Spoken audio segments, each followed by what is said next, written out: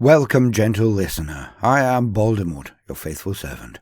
Here is a compilation of one of the ongoing plot lines of my fan fictions that are used to explore and demonstrate the setting of Warhammer 40k, the grim darkness of the far future, where there is no time for peace, there is only time for war.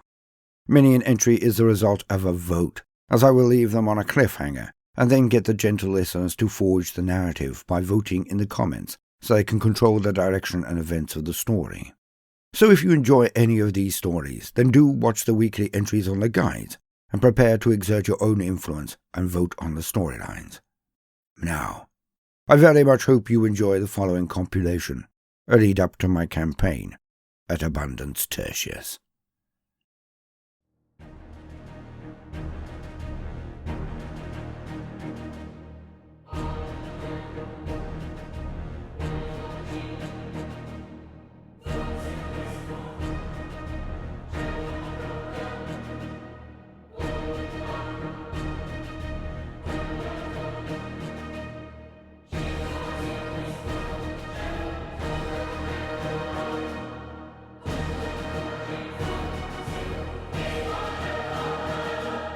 Horus was a failure and a fool, and incompetent, with all of the might of the title of War Master, with 9 full legions at his beck and call, with the ability to send his greatest threats away to the furthest reaches of the galaxy, to denude his adversary of his greatest weapons.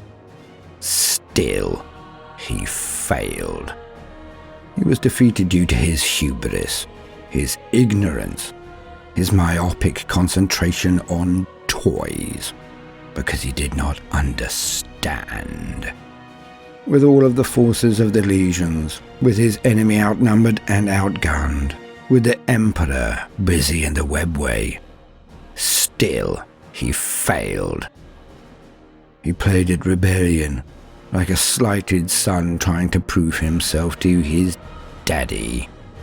He fought his war on the Emperor's terms, and by the rules he had been taught by his father. What a fool. Abaddon continues this particular strain of stupidity that led to the defeat at Terra. He may have the support of the gods, but he is no less a puppet and fool than his father Lupercal.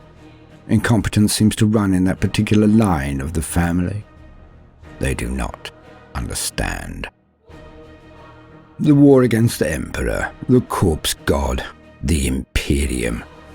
It is not a war of weapons. It is a war of words. It is not a war of infantry, but of ideas. Not of materials, but of minds, of will. It is not the war of Horus. It is the war of the heart. So Abaddon will always fail. Fleets, formations, and forces. Ha! Petty princelings waving flags. Petty warriors strutting and striking at that which is of no import. It is a war of facts and the fibre of our galaxy. It is a war for the truth. The Emperor is indeed a god. None can now refute this. Not after the manifestation of the Emperor Angelic at Benediction. But he is a young and feeble god. He is a god of lies. Mine are the 4 great powers who burn brighter than the myriad stars. I serve them all as I should, for they're the true future of humanity and the very galaxy itself. A galaxy of truth. This particular war is ours for the winning. For one to destroy a thing, you must understand a thing. The Ecclesiarchy, the Imperial Creed, is based on the Lectitio Divinatus, the work of my lord, the Golden One, the greatest of all Primarchs, Lorgar Aurelian. Hence I know it better than any who now festoon themselves with the raiment of holiness. I know its every sentence, psalm, and sentiment. Hence I turn this great weapon on its wielders. I can use it to destroy that which it was meant to elicit. Faith. I can use it as a gateway to the very hearts of those who live with its lies on their lips and in their hearts. Our Lord Lorgar was once viewed as the runt of the litter of demigods, the Primarchs. But in this war, in this struggle, he is the master, and I am his willing and enthusiastic tool. For this war will be won, not by the Astartes, not by the demon, not by the use of force. It will be won by he who controls the masses. It will be won by the deployment of truth. Now, let us put this into practice. I have taken my time on this world. I have sown the seeds. I have my most regal armor on, my most noble bearing. Now, time to reap the rewards, time to pluck the fruit, time to reap the harvest.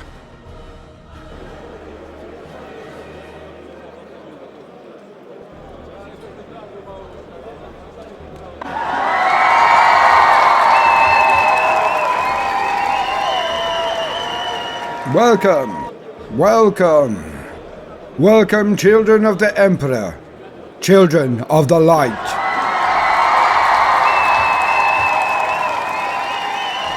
Long have you heard of my coming. Long has it been in the coming. I, a true son of the Emperor, one of his holy warriors, his Astartes, one who has seen him in person, one who has spoken with him directly.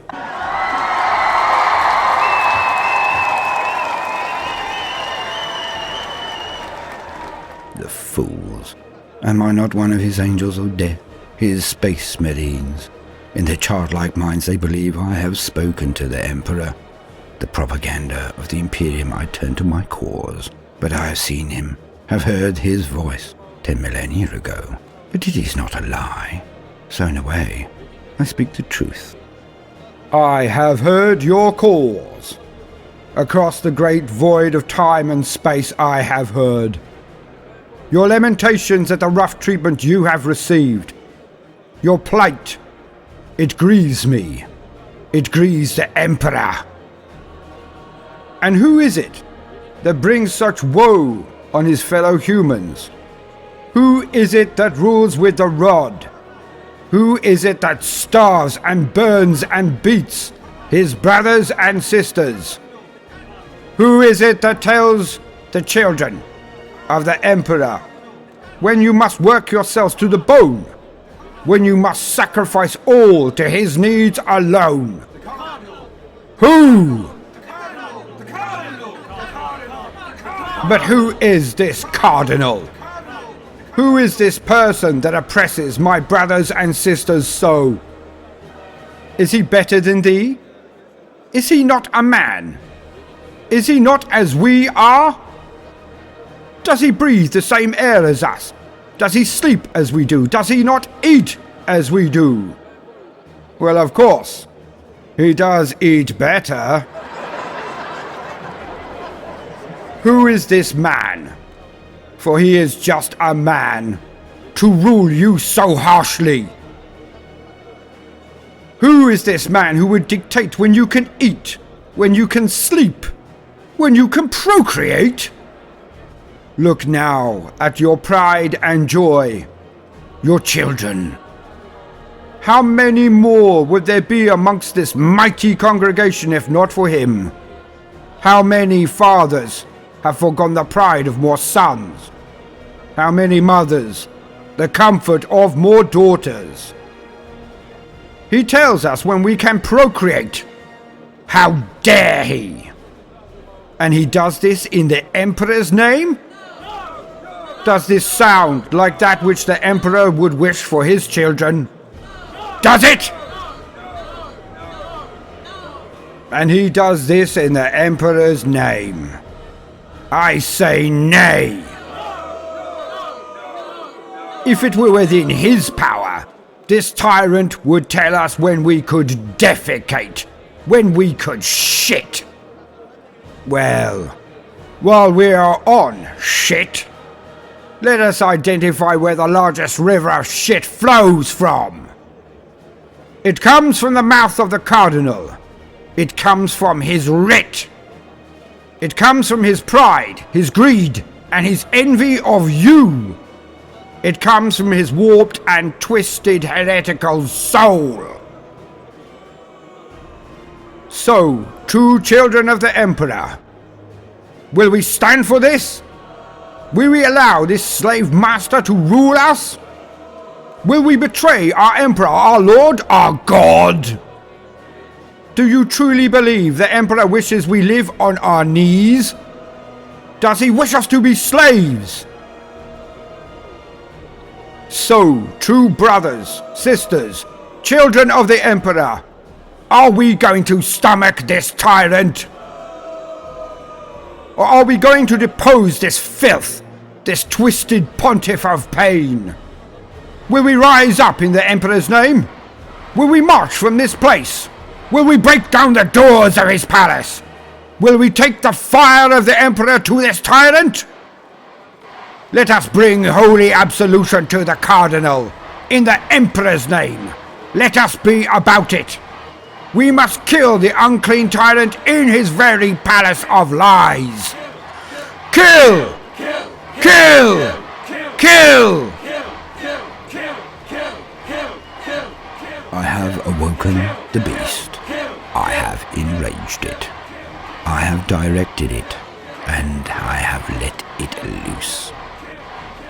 Now to follow the throng on their way to the palace, where it will pour over the walls, through the gates, and swarm the meager defenders. The Cardinal's personal guard will make ribbons of these people, but that is why I am going myself. I am an Astartes after all. I will tear them to pieces and take my prize. I have plans for the Cardinal. This world is now mine. Do you see Abaddon? Do you see Horus? This is how this war is fought.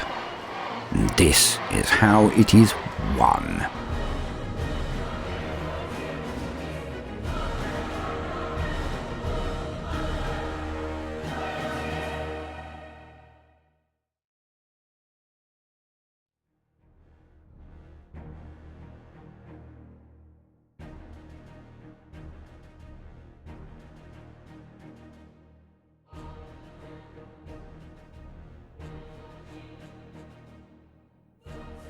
I did not waste the resources I had secured, for the Cardinal is a powerful orator. I need only break him to my use. Child's play. Of course, I had to make him see the light. I have to make him see the truth. In order to do so, I have to break him down, so I can remake him in my image. I, who is made in the image of the Golden One, Lorgar Aurelian. I must make him see the virtue of the case. I arrange for him the 4 blessings. I have my flesh crafters alter him, so he can understand the blessing and beauty of change, so he can praise the great Lord of Sinch. I have him beaten and brutalized both frequently and regularly, so he knows the inner fire of wrath and the warmth of blood, to better appreciate the great Lord Khorne. I have him pleasured in many diverse ways, so he feels the transcendence of the Prince of Pleasure, Slanesh. I have him infected with multiple contagions, so he absorbs the need for the mercy from pain and the bounty that can only be found in the grandfather Nurgle. He now sits in a ring of mirrors, showing him his new form. His crown of a dozen eyes that surround his brow, to better appreciate his splendor. His huge distended muscles, to better serve in slaughter. His extended and engorged member, to give greater glory in his coupling. And his fast and keen mind, to understand his predicament. He weeps at the pain of the pustules and buboes that cover him like a mosaic. Beautiful. He is beautiful. Of course he weeps, but it is always darkest before the dawn. I enter the room, and his newly heightened senses immediately track my movements. He begins his last foray, his last resistance. You may have altered my body, may desecrate my form, but you will never break my soul, for the Emperor is my shepherd. And he shall guide and protect me. He maketh the unclean fall before me. He maketh the wellspring clean of befoulment. He raises the spirit above its worldly hardships, and awaiteth me at the end of my journey. For the Emperor be the lighthouse of my soul. How know you the words? It pains me to hear his righteous light issue from the mouth of the unclean. Of course I know the First Testament. It was my father who wrote it. It was my father Lorgar who penned it, before he discerned the truth, before he was enlightened. First Testament? Hush. You are not ready yet. First, we must discuss your present predicament. We must see where you are now, before we can discuss your enlightenment, your rebirth into the truth. You have served the Emperor of mankind. You have called him a god. Do you think he will recognize you now? Do you think he will open his arms to embrace you as you are now? Look at yourself, pitiful human. Do you even still deserve that description? I think not. I doubt even the Emperor will recognize you now, nor your soul. Why would he have such as thee befoul his paradise? You have fallen so far. You have spent your entire life, every moment, every second, on your knees in supplication to him. Yet he hath forsaken you. Look at yourself. How could all of this be permitted by the Emperor if he truly cares for you? If he is a mighty god, then he permits this. If he is not, then he is a feeble god that is not worthy of your efforts, your very soul. But I do know gods that do love you, even as you are now. I know gods that can make you whole again, can wipe away the pain, can see through the exterior and see the beauty of your inner light, can appreciate your uniqueness, can unleash your power. Prepare for the most uplifting revelation, a gift just for you. Just consider what I have said, and prepare yourself for happiness and purity like you have never dreamed possible, for it is coming, just for you. For you are gifted, you are special, and the gods I worship can recognize this and lift you up. I was sent by them to claim you. Be happy.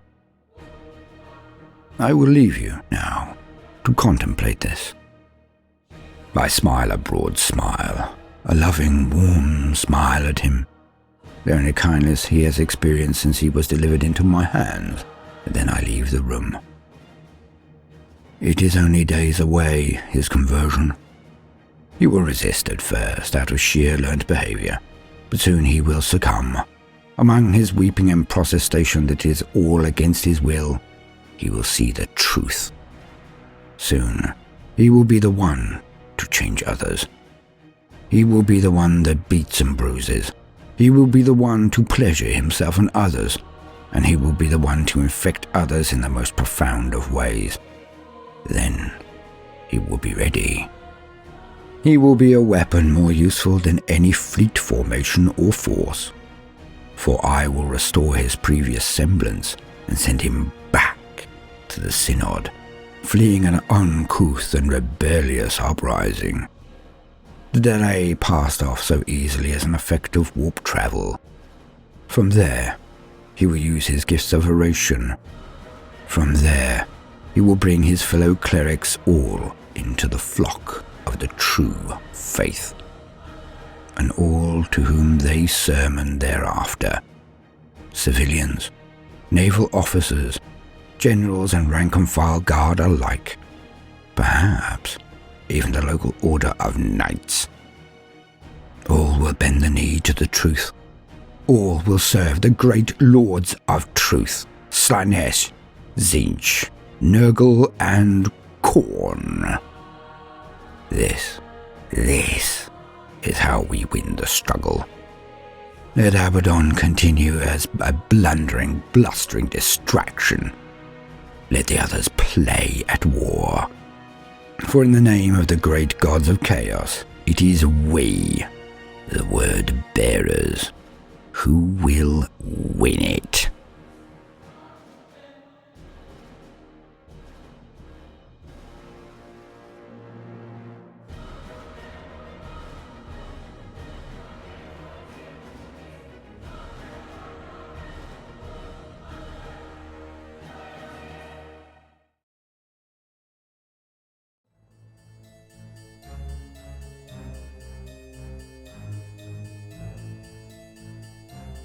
Fun. So much fun. Since the Kikatiks opened, it has been never-ending fun. The despoiler broke the borders, opened the gates of heaven, and now we can to and fro with impunity. The corpse gods' men are former brothers. They cannot defend everywhere, cannot be everywhere. So we hunt. We hunt like we have never been able to hunt in a very long time. What is time to an immortal? I digress. So my warband and I have found a world ready for the plucking, a juicy herd of ape things to play with, and oh, how we have been playing. It has all been work for me, not enough play. Destroying their defences, corralling their meagre defenders, breaking them. My boys are too enamoured with playing. They forget how hard I have to work to make them do the things that are required for us all to have uninterrupted play. But that has now finally been achieved. The threats all removed. Now we feast. Now we play. This hive has now fallen, as the corpse god's minions and lickspittles would lament. We control its light, its heat, its every road, its every access point. Time to turn off the lights. Time to cover it with our cowl. The dark, the blessed dark. It brings out the best in the herd. My part is done. The playground is prepared. Time for us all to have some fun. Not just my boys. No. Now it is my turn. I cannot neglect my duties, my role, my rule must always be maintained. I must watch my boys and make sure they are loyal, or I will be the one to be played with as I did my old master. He should not have lowered his guard.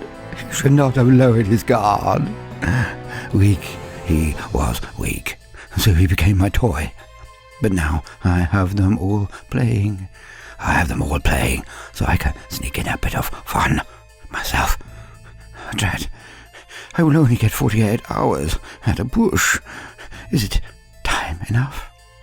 Is it enough time? I think so. I have become so very good at what I do. I make friends. I can do this in time. Yes, I can. I can do this. But it must be a special friend, a friend worthy of the knowing, for I must know them inside and out. Oh yes, a new friend, but whom? As the ape things run hither and thither, I set to choosing. So much choice.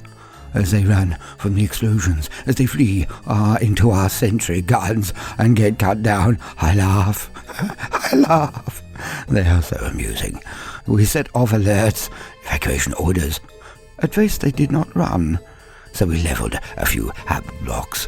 Now they run into our guns, run into our clutches. My pretty birds fall on them and take their pick, dragging them into our home, the darkness, flying like pretty birds and snatching one here, one there, taking them back to a nest ready for the fun. I have one already set up. When we first pushed into the hive, I found it and prepared it. I must find my friend and get them there. Some, like the big ones, they think that they will last longer, and will be able to keep up for longer. I know this is not true. The big ones have always been big. It means they have less to tell me. They have less to define themselves outside of their being big, but boring. Our newest initiates often like the small ones, the little ones. They have more fire. They've had to be more snappy to get by. But this is often a facade. When you get past the gnashing of teeth and squealing and shouting, the little ones are just little. They offer a certain titillation, the wrongness of it, to the newest initiates. But this is the first stage. Doing things because they were wrong is passé. I tired of it centuries, millennia ago. Now, I need a good friend, an interesting friend, a friend worth knowing. Yes, a friend worth knowing. Amongst the wailing crowds, I see two candidates. Medium size, wiry, fast. Let us see. The sentry guns open up as the throng turns the corner, fleeing another slowly slumping hammer block. Controlled explosions designed to permit the inhabitants to run. The first rank of ape things are torn apart by bolt sentries, exploding like fountains. All the flock attempt to turn away, but the back of the flock still surges forward, fleeing their sinking homes, so they push their fellow ape things forward into the boom splat. Fountains all, I startle, titter. I must watch my candidates. One has stopped. He has a darkening patch around his groin as he pushes his way through the crowd in panic. He seems like he might be a boo-hoo-hooer, like our father cares. Boo-hoo, boo-hoo. Boring. The other. He breaks from the herd. He runs, but he is looking up, down, around. He is searching. I like him. Aware of the threat from all angles, his instincts are strong. I like him. I must know him. I must make him my friend. Yes, it will be him. I follow him. He is fast. He is fit. He takes care of himself. Good. With a grenade here, bolt shot there. I change his course, his direction. Always he is fast to react, always without hesitation. I have chosen well. I guide him to where I can play. Into an old warehouse. None are there now. I made sure of that. I chose this spot. No, none will know where I am here. I can play without interruption. I am there. When he comes in through the door, I left it open. He runs inside. He immediately hides. Good. He controls his urge to keep running. Not exhausted, but intelligent. One can hear running. He is clever. I start the fun. I walk slowly but heavily. My foot falls resounding on the metal grids. I can hear him. His breath stops. He can definitely hear me. But he does not panic. He does not hold his breath and just stay in situ and close his eyes, as the little ones do. He starts to reposition. Well done. What fun. He finds the weapons I placed there. He reaches up and delicately, and so slowly, takes one of the stabbers, so quietly. Impressive. I have chosen well. I descend the stairs dramatically and heavily. He knows where I am, I'm sure. I can see him in the dark, but he cannot see me well. So I take a few more steps, and move into the light so he can have his opportunity. I look around slowly. He must think I wish seclusion. I am checking that I am alone. I reach up and slowly take off my helmet, brush my hand over my head, and take in a deep breath and exhale slowly, like a tired ape thing after a long day. At peace, vulnerable. He has not done it. Oh. I turn my back, giving him that little nudgy nudge. He can still see my head. Oh, and it is so vulnerable. The stubbers have scopes. How much more of an invitation do I need to give him? Ah! A piercing pain snaps the back of my head as the clamour of a single discharge echoes around the warehouse. I try not to giggle as I slowly fall onto my knees and then forward to the ground. There is blood, for certain. I can feel it trickle down my neck, then across my head and into my face as I lay there dead. Of course, the stubber was strong enough to break skin, but not to pierce my skull. I am not an idiot. So much blood, head wounds. He buys into the fun. He finally lets out a slow and steady exhale of breath. He is controlled for an ape thing. I chose well. Brave. He comes to inspect the body to make certain. He stands above me for a moment. He is weighing up the risk of shooting again. The sound could attract my boys, but he so wants to make sure I am dead. It is then that I simply cannot control myself. I wish I had been able to draw this out, but I start.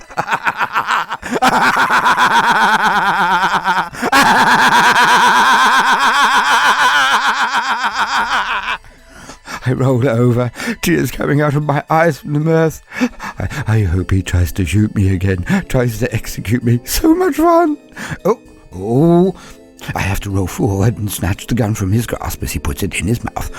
Thankfully, I'm in time. Clever. He nearly ruined all of my work. He is a wily one. I've chosen well. So I flick his temple and knock him out. Yes.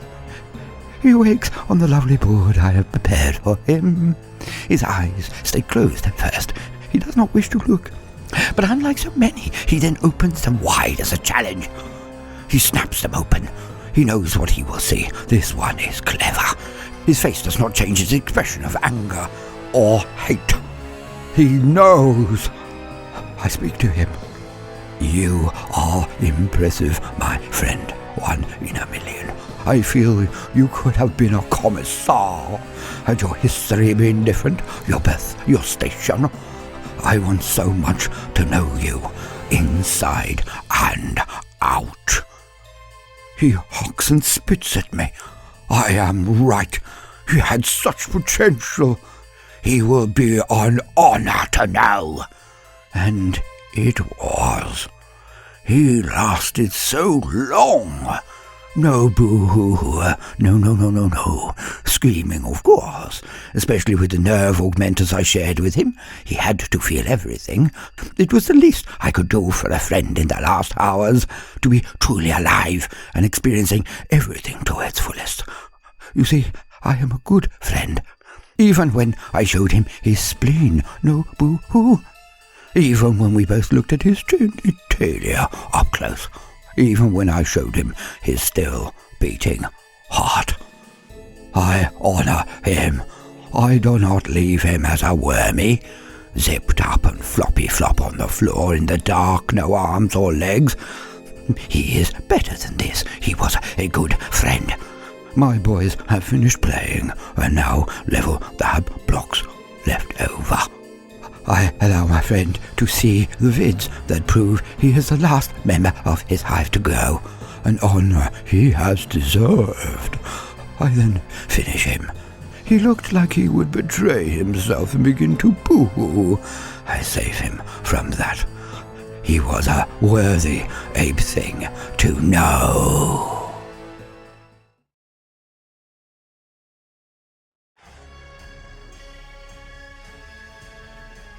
I view the results of my craft, a banquet of woe, tapestry of terror, a veritable lake of blood before me, all spilled in my name. My supplication to the great gods, my gift to them. I stand atop a mountain of the dead that have fallen this day, fallen to my power, my greatness. The souls reaped by bolters and blades at my command, at my behest. An altar to the dark gods is this, my pile of lives and bodies plundered in their name. My men, my tools, my Night Lords gather and pay homage to me, as arranged. For now is my time. This is my victory, my gift to the gods. I noticed the two standing to the side conspiratorially, one of my strangest subordinates, the other a word-bearer, one of power, one who has been touched by the dark gods, who acts as an emissary to another greater lord. Damn his eyes, I shall take him for my own. I shall not be in a comet's tail of another. No, today I will ascend, and then it is I who will call the crusade. It is I who shall throw open the four gates, not he, not the master of this emissary, and certainly not the despoiler. When we move, when I succeed, it will make Abaddon's efforts pale into non-existence. I shall be the chosen one of the gods then, not the son of Horus, and I have earned it. I have bathed in the blood of my enemies, the enemies of the gods. I have woven a lattice of corruption and terror and hate wherever I have gone, and like so many of my Night Lord brethren, I have been faithful. And I now stand ready for my just rewards, for the power I have earned, the elevation I have taken, for it is mine. None can deny this. I have earned this. I stand and watch the procession of my warriors bringing spoils to lay at my feet, to show the gods my worth. Long have we harbored them, long have I been patient, but now they bring them out in their masses. I stand ready to be exalted. I can feel the power suffuse my being as the rites gain pace, my form engorging on the bounty of the gods, my power rising. I am becoming. But oh, what is this? As the power lashes around me, the bounty lifting me higher and higher with each part of my trove placed at my feet, I see the band of that of my strangest subordinate come forth. But they bring more and more objects, supplications, trinkets of power. More and more and more. I know not of these. The power, they are rising in me. It is too much. I feel my control, my form shatter, my mind splinters. I am becoming. I am. As the energies of the dark powers roiled in his form, the being once Astartes, once powerful, once in control, now mutate and bulge and crash through every sinew, every blood vessel, every inch of his mind, body and soul. A great light blinds all around, all who view, and when it fades, there is left nothing of the majestic warrior of might. There is nothing but a screaming collection of teeth and eyes and tentacles that bounds down from its lofty position and wails and creeps and crawls into the night. For he had reached for the heavens and failed, and thus he would forevermore be nothing but a chaos spawn. The word-bearer looked on impassively and turned to the strangest subordinate standing next to him, and said but one line. "We need to talk."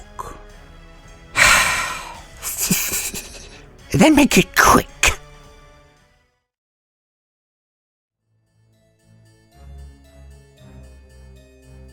The word-bearer and his co-conspirator looked on as the shock of the event passed, and the Night Lords all turned as one and hailed the man to his right as their new lord. Over the din of the shouting, the two conversed. "Shot in the back of the head recently? Sloppy." "You wouldn't understand, goddy botherer, and I don't have the inclination to explain. Just keep it up and we'll see if your goddies will save you from my lightning claws. I think not." "Perhaps. So you seem to be in charge here now. Fancy embedding your lordship with a crusade?" "Join Lupercant? Never. He smells of rotten eggs. Yucky. Why isn't he spawned yet? I mean, how long are they going to herald him? Useless. I'm not into that goddy stuff. I like to play. That's what I'm here for. The fun. Endless fun. What if I told you that Abaddon, Lubricant, as you call him, isn't involved? It will be our crusade, not his. We're going to open the 4 gates. I don't think you're listening to me. Is it the clangor of bells and living on your knees that makes you deaf as well? Oh, I heard you. I can see you are not wanting to be involved then. A pity. So many foes gathered in one place. The forces arraying themselves are truly astonishing. Pity indeed that you won't get to join in the fun. Fun? How much fun? Krieg coming. Black Templars, Blood Angels, Ultramarines, Sororitas. The list goes on, and covers the full gamut that the corpse worshippers have to offer. A pity indeed. The fun will be, well, legendary. Well, perhaps just this once, but I'm not doing any of that bowing and scraping. And if you want my help, you have to ask nicely. But I do like Krieg. Yes, I do. I think that we'll have many a friend worthy of the knowing. Well, that's settled then. Welcome aboard. I'll leave the coordinates with you. We're gathering near a small world called Abundance Tertius. I'll see you at the muster. Don't be late. Pretty, please.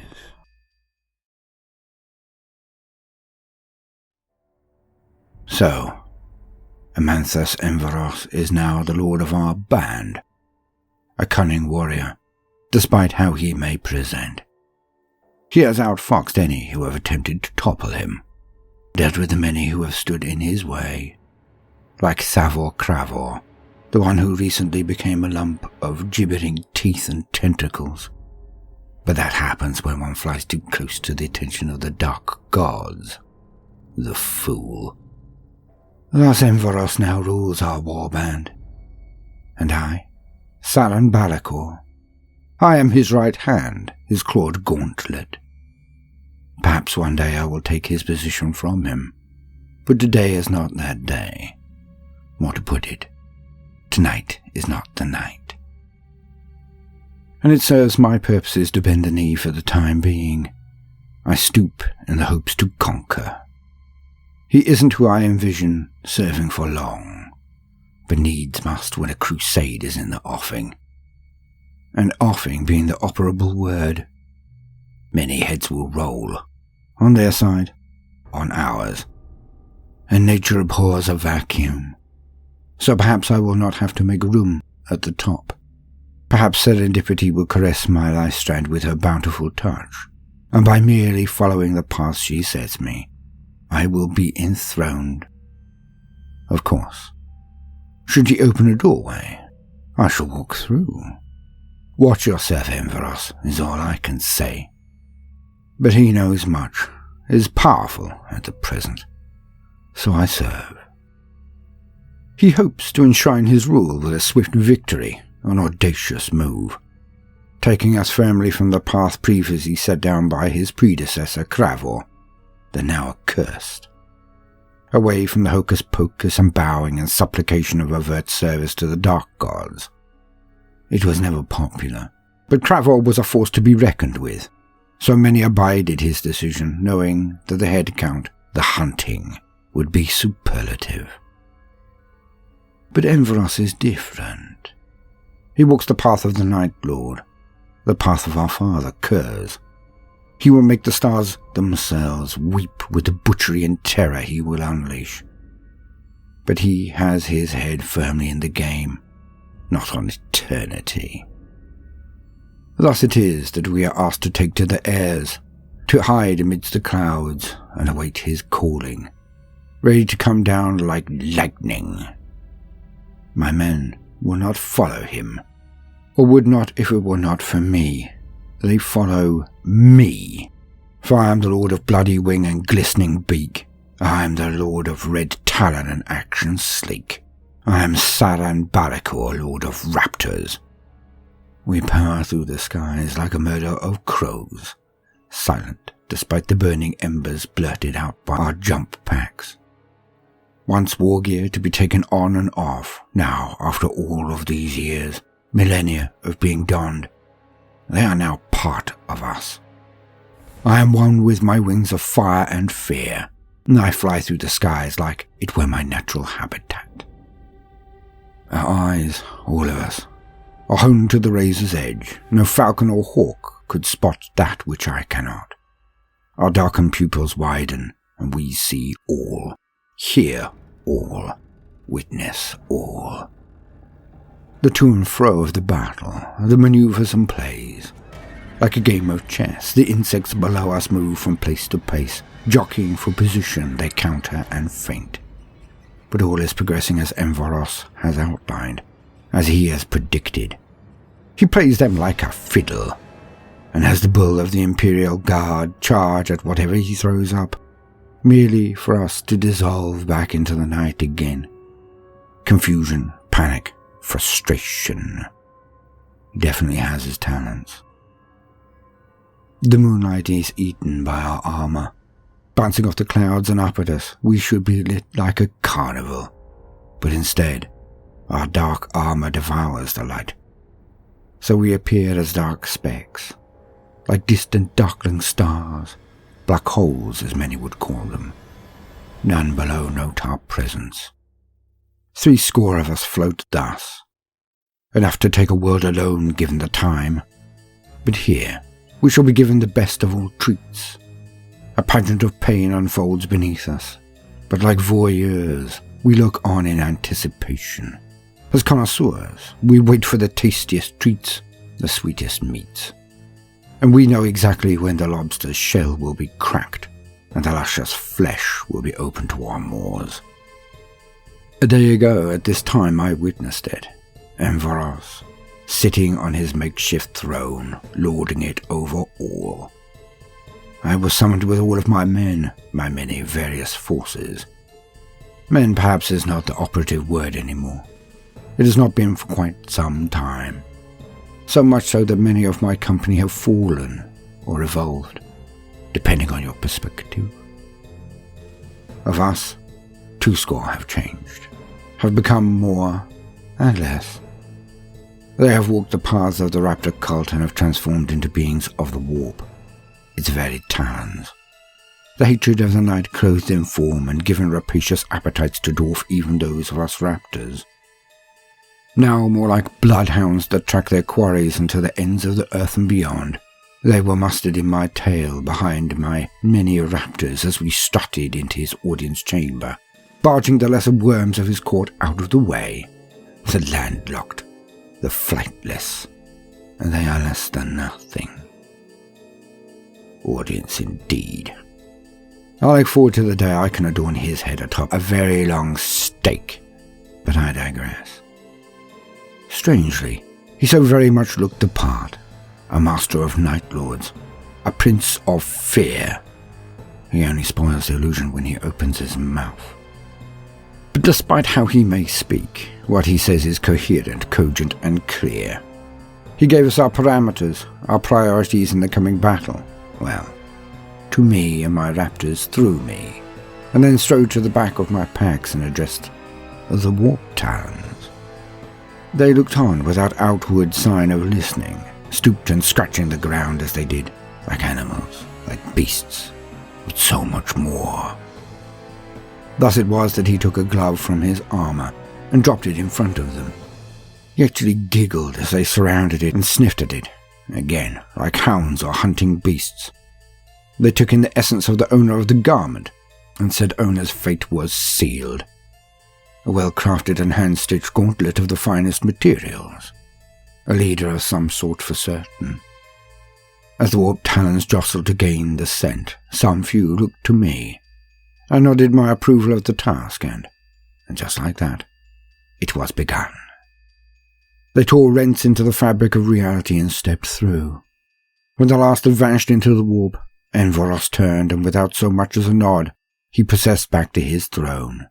It seemed I had been dismissed, So off we went, to prepare. And so we return to the events of tonight, as I feel my brothers of the cult return to reality beneath me. They step sideways from the warp through the same clawed rents by which they departed. They have been hunting their target via its imprint, following it via the warp, but now, obviously, they have made contact. My eyes see that which others could not. We all see. We look down on the main line of our enemy, our playthings of the moment. It happens.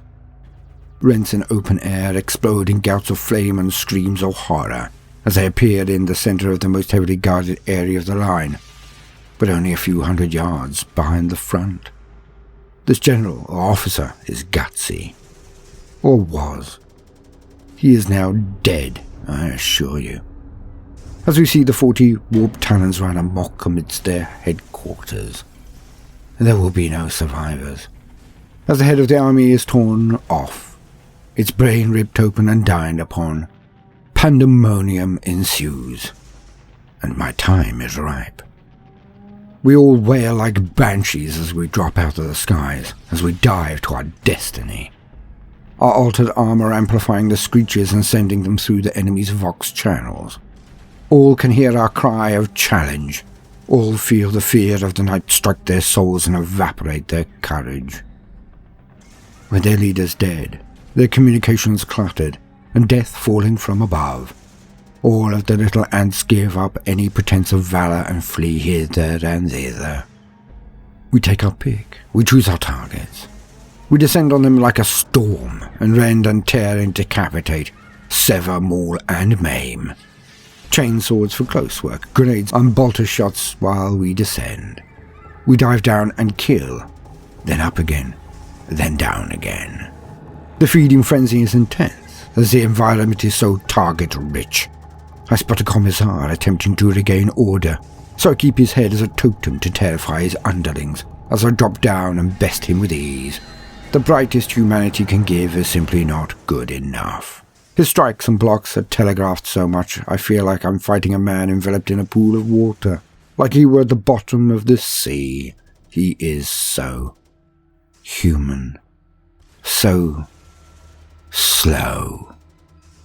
I tire of the imagery within a heartbeat, and then end his, as I decapitate him with an almost lackadaisical swing. All across the field I can see my brothers rend and tear as our talons are red, our beaks wet, our wings dipped in a river of blood that we have shed this night. And it is then that I see the entourage of our leader, Amanthus and Voros, as they spear their way towards the command center. He wants something, desperately.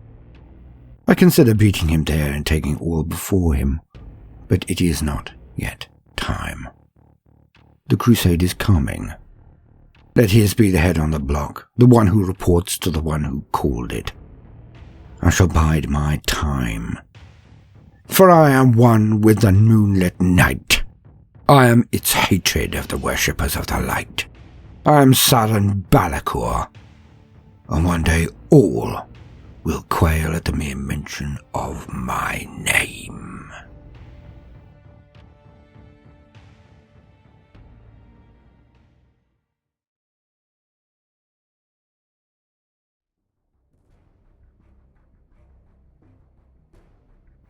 Colonel Frisch was outclassed. He knew this from the outset, but he had to try. For the God Emperor himself, he would not yield this world uncontested. He had word of the enemy he faced. A cold and haughty Inquisitor had given him the best advice he could before going to the front to engage the horrors. Renegade Astartes traitors. The Inquisitor had explained how they had lived since the first ages of the Imperium, since the Great Crusade even.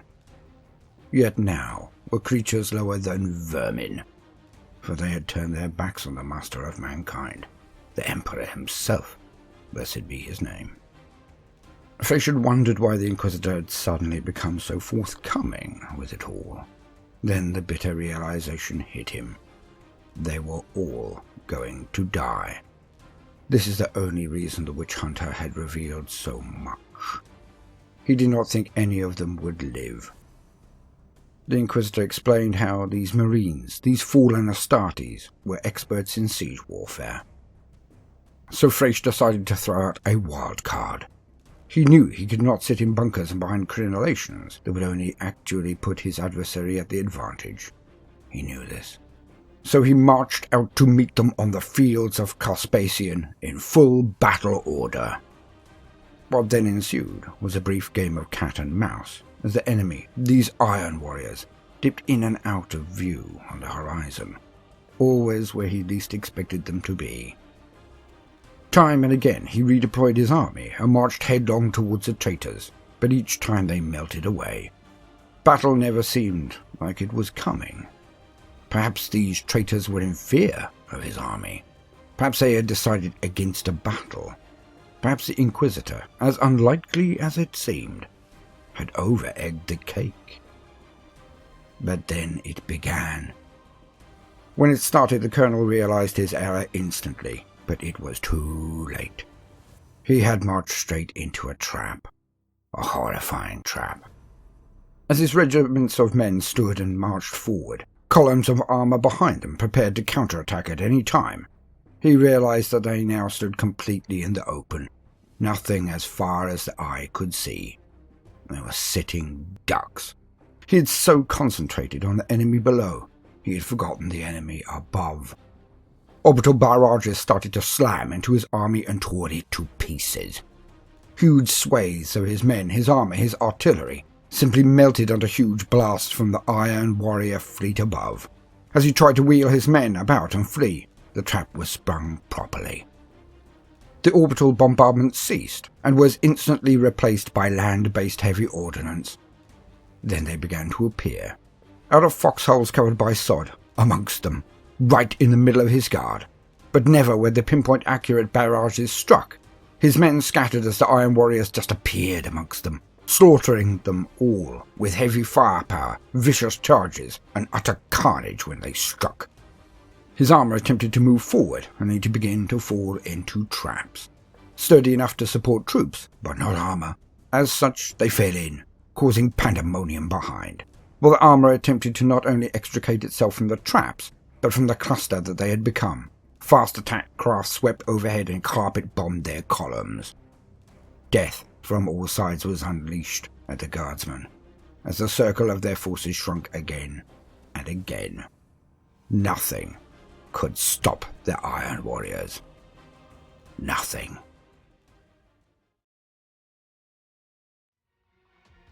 The control room was silent. None even breathed. The shock was total. The gathered Astartes simply looked at the words on the screen, dumbfounded. Finally, when there was no way to misconstrue the order, when it had sunk in, all present, almost as one, sagged. It was Lieutenant Orn Toramini that broke the silence. I can't believe it. After all this time, all we have done, I cannot believe it.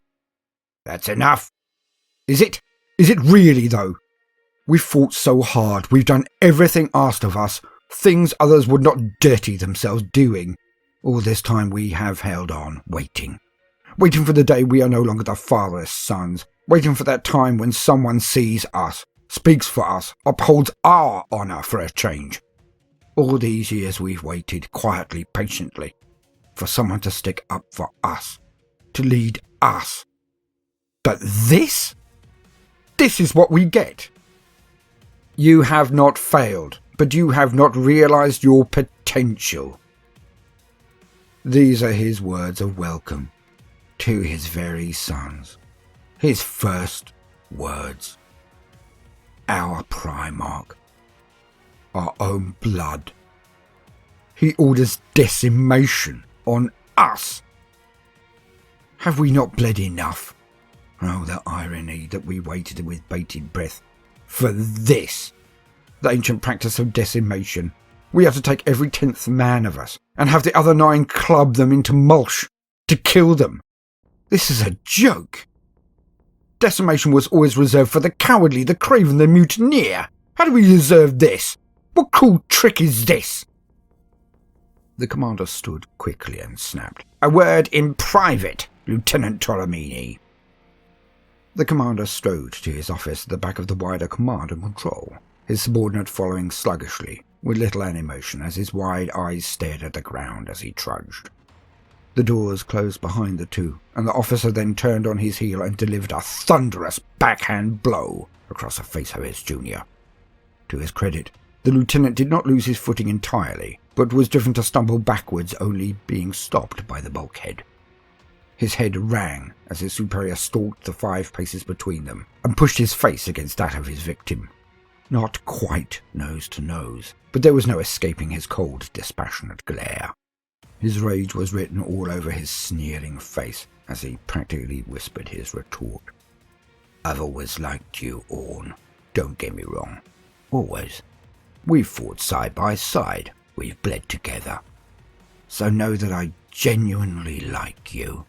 Okay?" The younger Marine gulped and slowly nodded. But when he tried to open his mouth, his commander officer shook his head slowly. "I've not finished. I've always thought you formidable, Marine. In any other legion you'd make the cut. You might even excel. But here, you see, secretly I've been hoping, with every drop, every siege, every firefight, I've secretly been hoping you would not come out of it, that you would die with honor. Because we both know your little secret. I've tolerated it up to this point, as I say, hoping it would never become an issue by your inconvenient and timely demise. But you've just done the unspeakable. In front of the men, you have revealed your little secret, and it won't stand now. They know. Because you are very good at what you do. You have survived up until now. But you just blew it. Because you make all the pretense of fitting in, of being compliant. But we both know it's a show. You are iron on the outside. So you've gotten away with it. But now all know what I have known from the start. Your little explosion has ruined the illusion, because we both know you are not and never will be iron. Iron within. We will take this decimation as we have everything else, without complaint, as Astartes.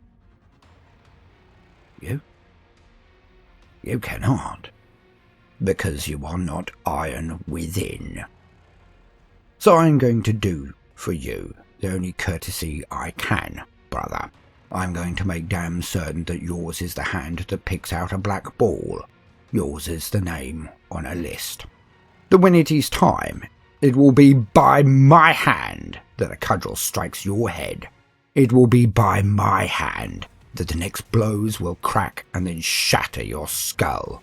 And it will be by my hand that the cudgel is raised and lowered again and again, until there is nothing left of your head but a mulch, as you say. Because you cannot face what is coming, what this order means. So I save you from days, months, decades, or even centuries of pain. So I will be the one to kill you. And now, say the only 2 words I will accept. You know them, so say them, for this is the last time we will speak. As the younger Astartes finally broke eye contact, as his officer stood back, he closed his eyes and looked down at the ground and said, "Thank you."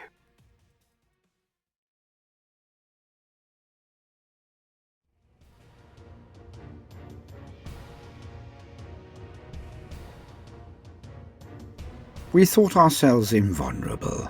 We honestly did. It had built over the centuries, as our defences rose, as our wealth increased. Every new source of income from our trade, everything beyond paying tithes and maintaining our standard of living, our culture, was slowly sewn into defences. then beautification of said defences, then more defences. When we were brought into Imperial compliance, we were quite damaged by it all, I think. On a cultural level, our entire psyche as a people was scarred, and we were scared. We once thought ourselves the only thinking beings in the universe.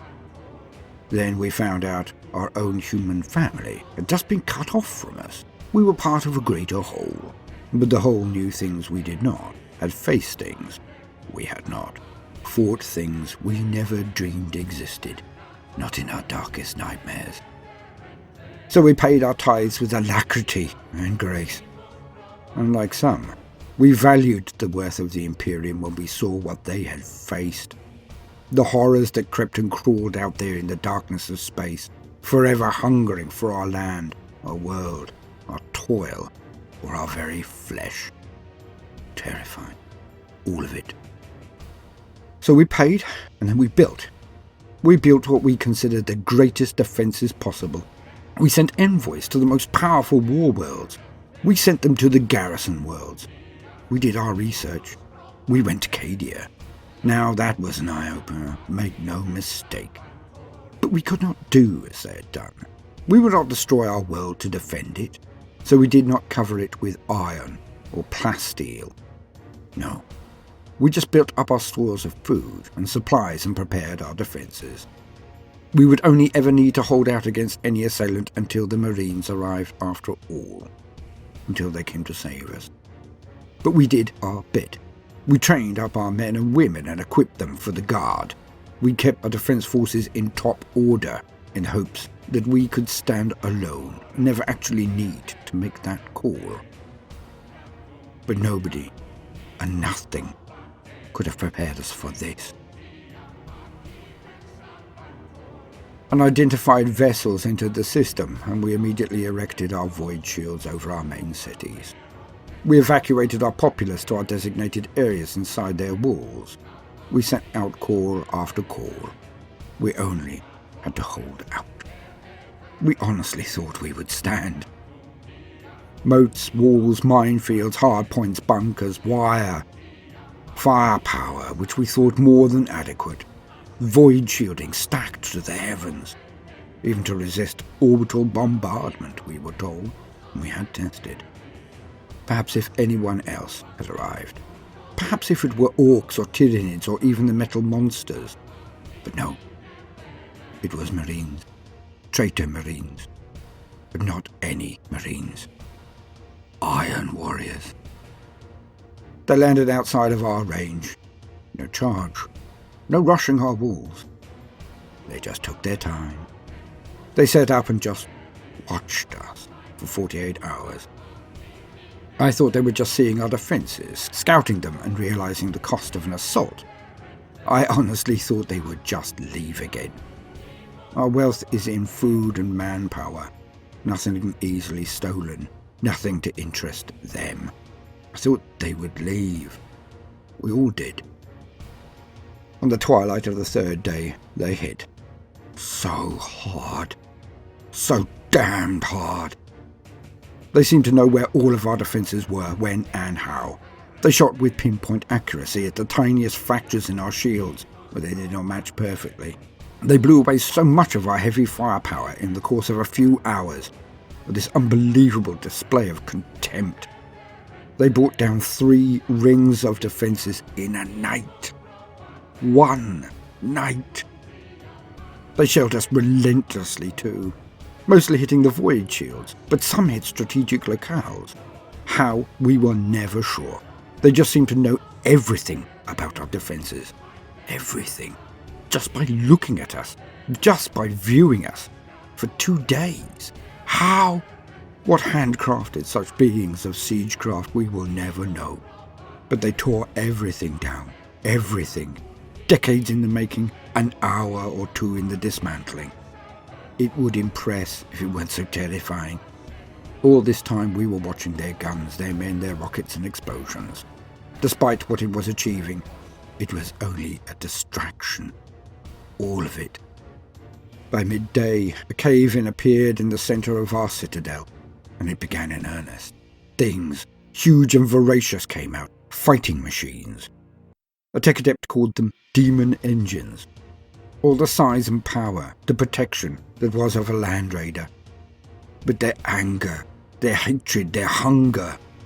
It was like these things were alive, animated by some horror that enjoyed itself mightily. Each one bounded out of that hole and started wreaking havoc.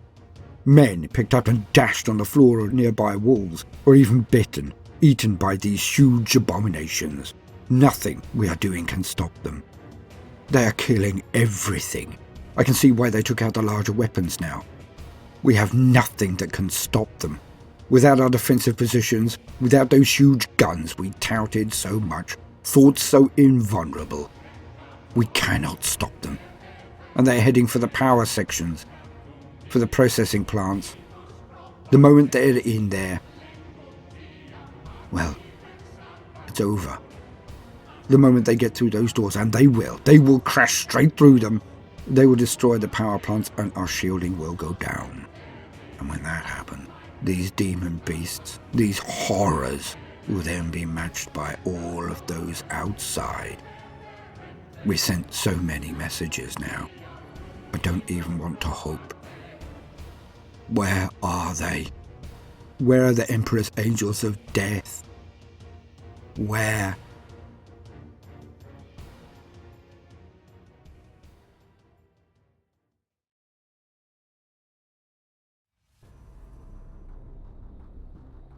Continued from video for Iron Warriors. Sulphus Horrendor looked inwards, as he did each day, to try to see the path forward. For endless centuries he had been in the same situation, asking the same questions, seeing the same pathways. It had not felt like centuries, he had to admit, but in other ways, it felt like an eternity. The warp, the Eye of Terror, it did things to time. It made everything possible, everything fluid. Yet not here. Not in the Iron Warriors. Especially not in this warband. Lord Tarax Antarax had been its master for all that time.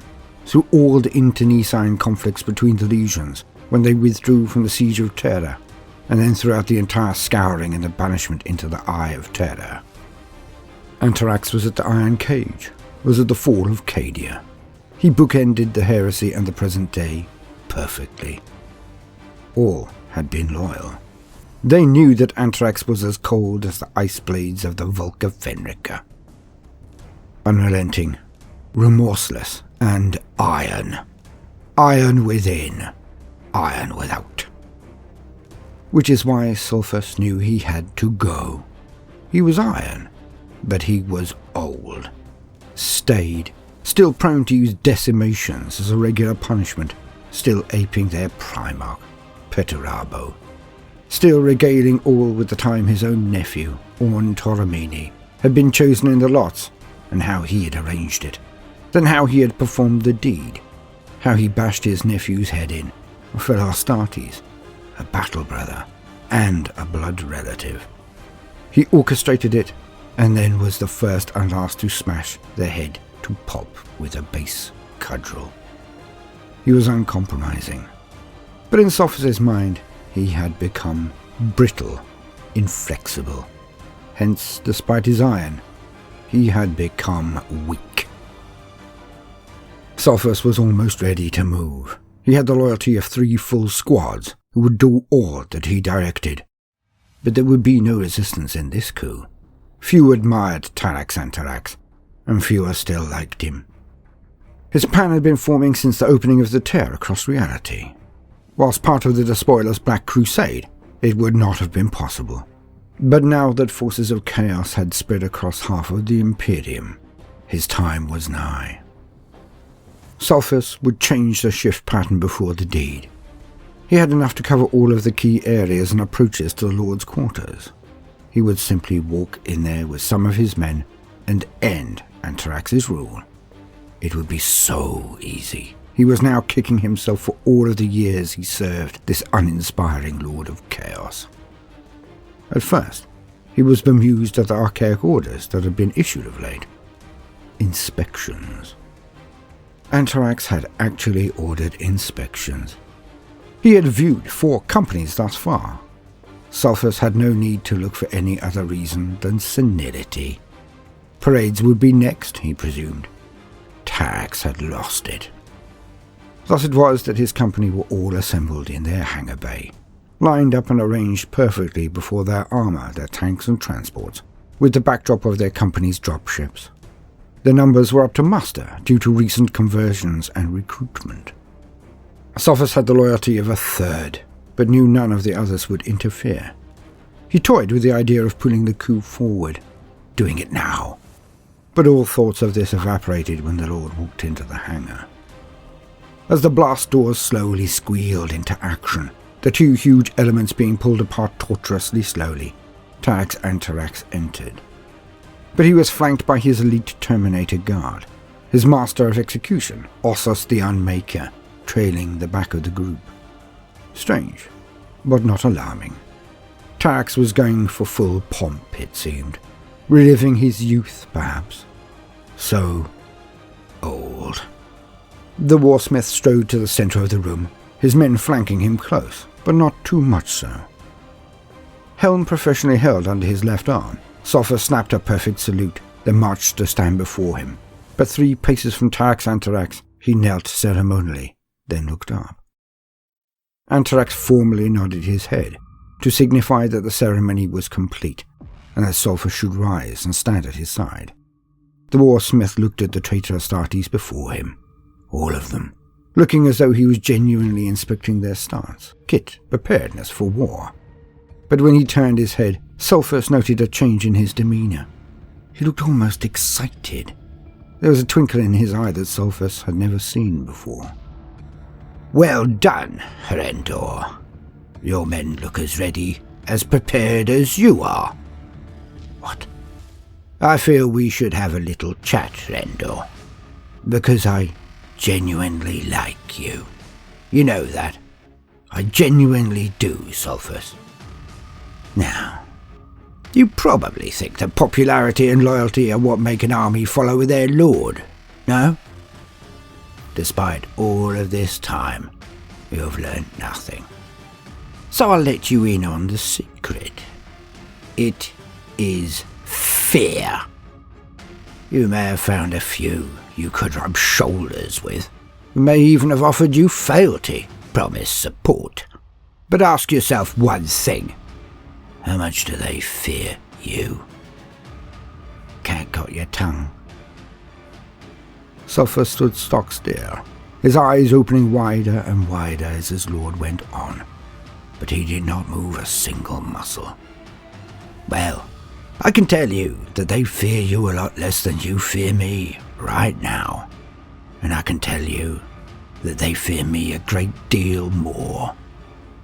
So even if you had succeeded, even if I had been so senile as to allow a plot against me to fester under my very nose, to allow myself to be unseated so easily, even then you would have failed.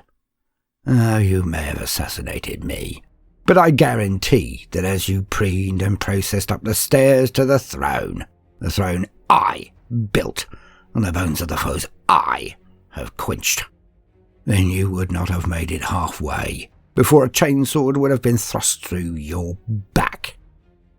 So all I have to do now is locate the person who filled you with all of these delusions of adequacy. For he is the real threat, not you. The former Astartes warsmith, now warlord of chaos, turned to his underling and continued. Now in most warbands, the master executions, you know, Ossos the Unmaker over there, would be instructed to take your head. But I'm a bit of an old traditionalist. It's probably why I've kept such a tight grip on things. And by this token, I believe in never asking anyone to do anything I would not, could not, or have not done myself. So while Ossos makes your men your paltry adherents, I will be giving you the most personal of send-offs for all of your years of hard work and loyalty. With a flick of his head, the executioner took a few calm steps forward and slew 2 men just in the act of drawing his vicious power sword. With the speed that would startle an elder, Ossus continued to unmake Astartes left and right, cutting with precision and pace, but never once slowing. All of his victims were Space Marines, or were trained, equipped and experienced in 1,000 battles. But next to the skill, rage and power of the Master of Executions, they may as well have been ratlings wrestling a carnifex. The butchery below was swift, messy and final. As the men of Sulphur's units were torn to pieces one by one, none would escape the slaughter. The other units in the company backed away, none moving so fast as to show fear or attract the attention of Ossus the Unmaker. At this, the Lord drew out his power maul, switching it on and watching the crackle of energy light it, before looking back to Sulphur's Rendor, with one of the few smiles that his underling had seen in all of the long years they had fought together. You really did remind me of Orn. And thus did the Terminator guard of the Warsmith form a ring around the two, as Sulphur spat and whipped out his power sword. He did not even make the first block, as the force of the attack from the old Taraxantarax was so much that it slammed his sword into his own visor. The next few scores of hits ended with a pulped, headless body on the ground, and the rebellion quelled. The Warsmith then walked from the room and said, "Now that we have cleaned house a bit, we can get to the muster. See what they all say. Crusade is always a dicey business." To be continued.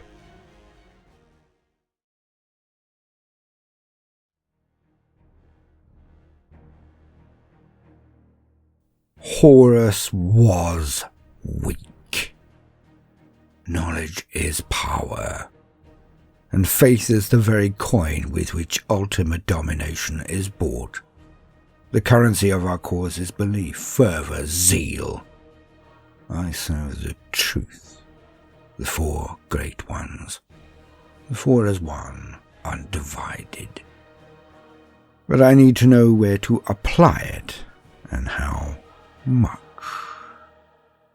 So we are back to knowledge, for knowledge brings you to the truth, and this can only lead you to wisdom.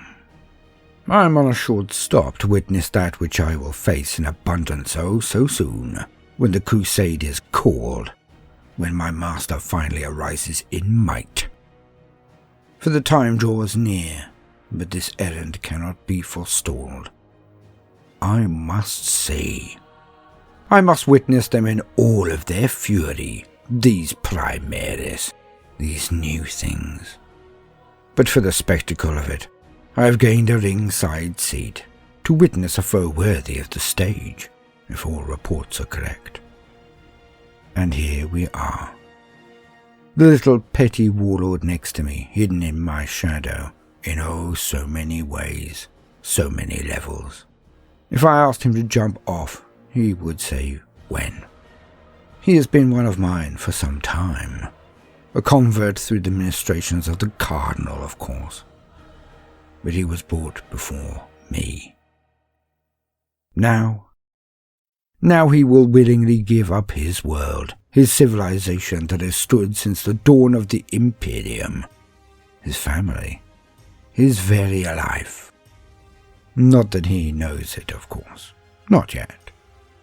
An insurrection on an aquatic world in this region of space gains the response I anticipated. My hands behind my back, I stand at the highest point, on the balcony of the tallest tower, one might say. My divinely augmented eyes see all. Added to these are my eyes amongst the nooks and crannies of the city, of course. The Lord of Change rejoices when we conceive to weave a tangled web. The petty mortal next to me is blissfully unaware. He has built hard points, bastilles, pits and traps, all of the toys, on the landward side of his city, thinking in the old ways. A backwater mistake I internally scoffed at while he toured me, even while it was continuing. Why spoil the surprise for them? They are doomed either way. and so it was that the bells were rung late, as they did not see what I saw a good quarter of an hour before they. A dark line of grey on the water. Behind the lines of guns and shields and fortifications and pits and traps and toys. As over the seas they came, in a formation that was singularly their calling card, I felt, a fin dipping out of the water as it stalked up silently over the seas. They had chosen an overcast morning with the haze heavy in the air and banks of fog rolling out into the blue. But out they came. A line of 20 vehicles. So, they have rediscovered anti-gravity again. Bravo! It will make defeating them all the more hilarious, as they invest their time in new toys and formations, when they should be watching their hearts and their pulpits. Ah, the old way again, the old war again. I did miss the spectacle of the flying arms of our forces. It is almost nostalgic to see. But see it all I do. Coming out of the sea as they do, the fin then splits at the last few moments and multiple executioner tanks start to open up, carrying a path into the city through flattening the harbour. They are almost flawless. A few hesitations here and there, a bit too much aggression there, but doing well. It quickly gets to the part I wish to see. The forward thrust continues swiftly, and a score of repulsors just float over the sea, and then up into the city, crushing all before them. The repulsion keeping them from touching the ground, now slowly eating through all of the buildings and flotsam in their path or wake. Interesting. They are not harnessing gravity, merely pushing themselves off the ground. Very interesting. Sporadic responding fire issues from high points in the city, las cannons I believe. They hit, but it seems these versions are almost as sturdy as our land raiders. Almost. The responding fire from the corpse-worshipping tanks is highly effective. Their targeting systems are formidable, it seems. But it is when their impulsors then follow suit and release their cargo that I take more time, slowing it in my favour to gain a true appreciation, to witness all. They are the sharks, the carcharodons, I am told, and I can see why. Out they charge these new marines, these abominations, taller, slightly faster, more robust, from that which is bouncing off their armour. Their bolters more powerful, the ferocity. Impressive. I watch as the Marines get to their work. In squads of 10 they disembark from the repulsors and take up a defensive line that expand out rapidly. The assault quotient, which seems satisfyingly high for a chapter enslaved to the Codex Astartes, is brutality itself as it advances. They are tearing people to pieces. They are not performing a capture and control mission. This is a massacre. As I watch, I am so reminded of some of the frays that I've witnessed performed by my so-called other allies. Legionaries devoted to Khorne. Ah, it shall not be long before these carcharodons slide from grace, I feel. But still, it is nice to know the metal with which I needs defeat, or work at the very least. Chimeras are fast and strong, able and well equipped. But are they as steeled on the inside?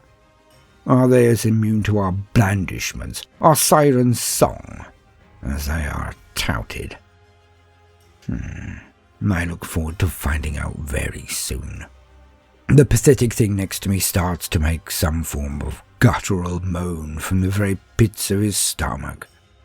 His heart is breaking, his reality, his mind, fracturing, as he watches the images of the butchery I am passing to him via my mental link with him, so he can be aware of the sacrifice his people have made for this glorious information, and these pearls of wisdom I needed to collect. I do not have to order it. He jumps, Another soul for the gods. But are all Primaris as fierce as these Carcharodons? Or is it just the sharks?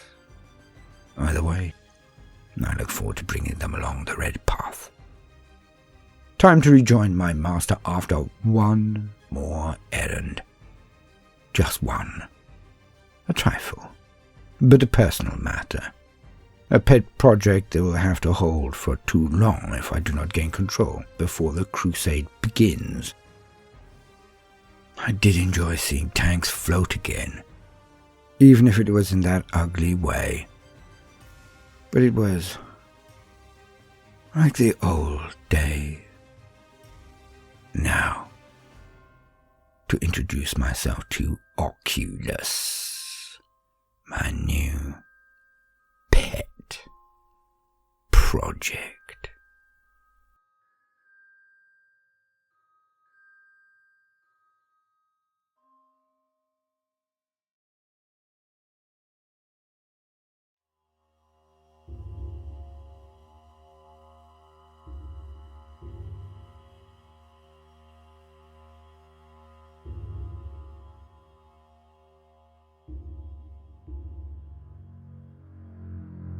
I saw it all, from my upper hive spire, with the magnoculars I received from my grandfather on reaching adulthood.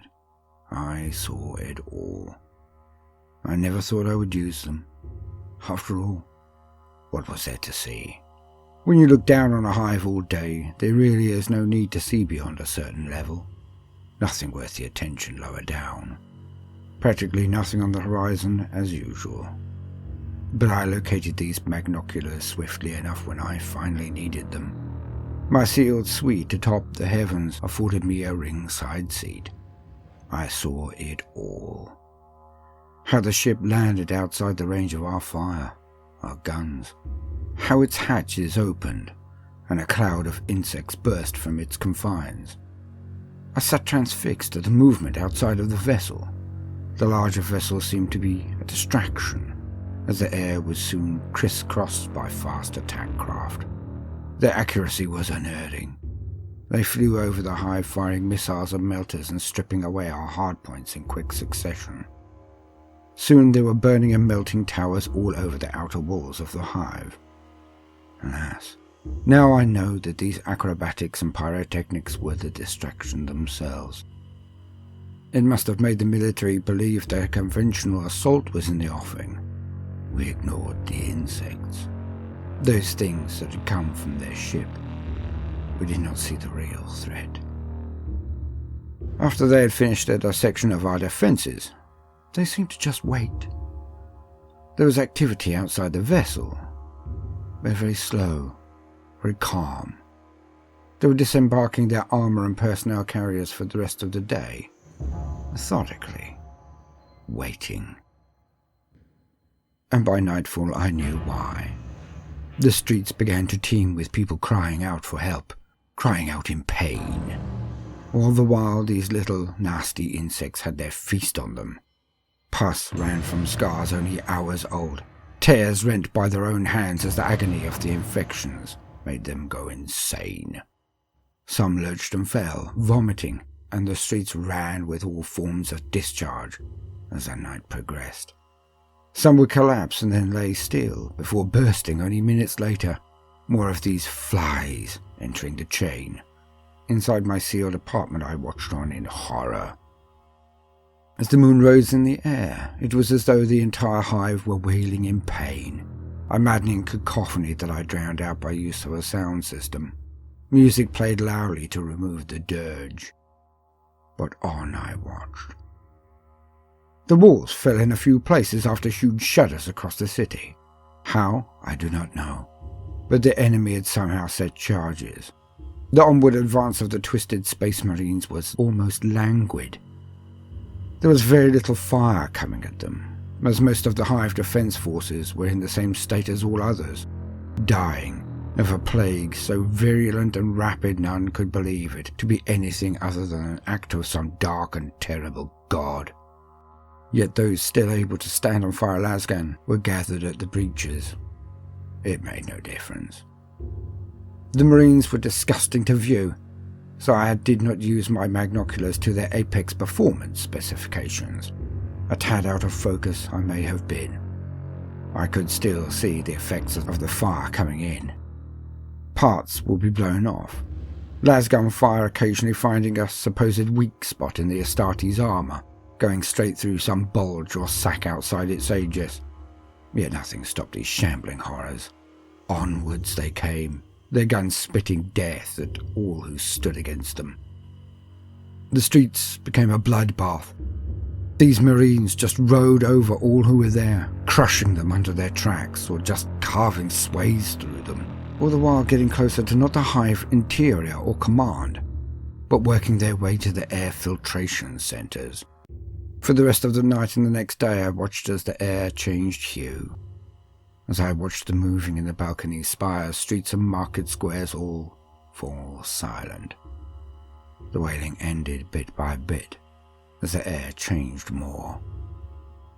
As the sun set, I saw some of these horrors, the Marines, then take to the streets. At first I did not understand what I was seeing, for the ground seemed to move, to writhe at their passing. It was minutes before realization dawned on me. It was not the ground. It was the dead. In the wake of the Marines, the dead were rising. Every last person in this hive below my level is now dead, a shambling zombie. But they won't get me. Oh no. I walk across the halls of my home to that other gift bequeathed me by my grandfather that I thought utterly pointless. In the first week I had it, I used to throw things into it just to see them combust. They won't get me. I press the control and see the cylinder's door open. I step inside. The door closes.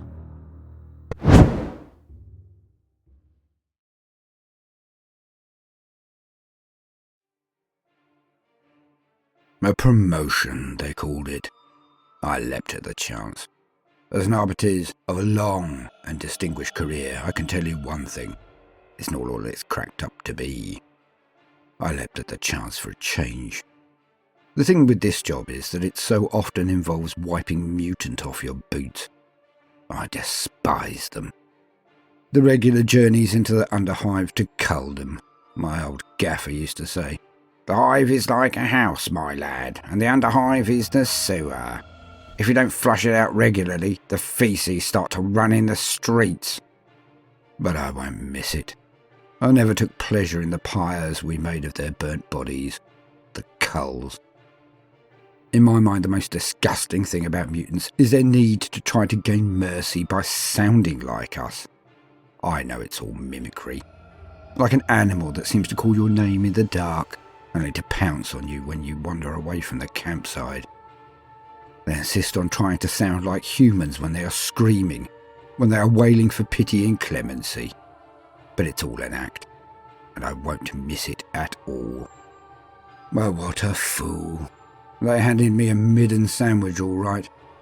Transferred to internal affairs for exemplary service and conduct. But it was a setup. It reminds me of the joke you only hear in this department. How do you kill 99 officials with one club and without breaking a sweat? Push 100 of them into a room, hand them the single club, and inform them one of them is Alpha Legion, and they cannot come out until they find out who. It's not funny. It was never funny. It's a living hell. When the first one turned up with that nasty little tattoo, their three-headed snake or hydra, whatever they call it, it was just the beginning. We find them everywhere now. At the sites of explosions, at the scene of executions.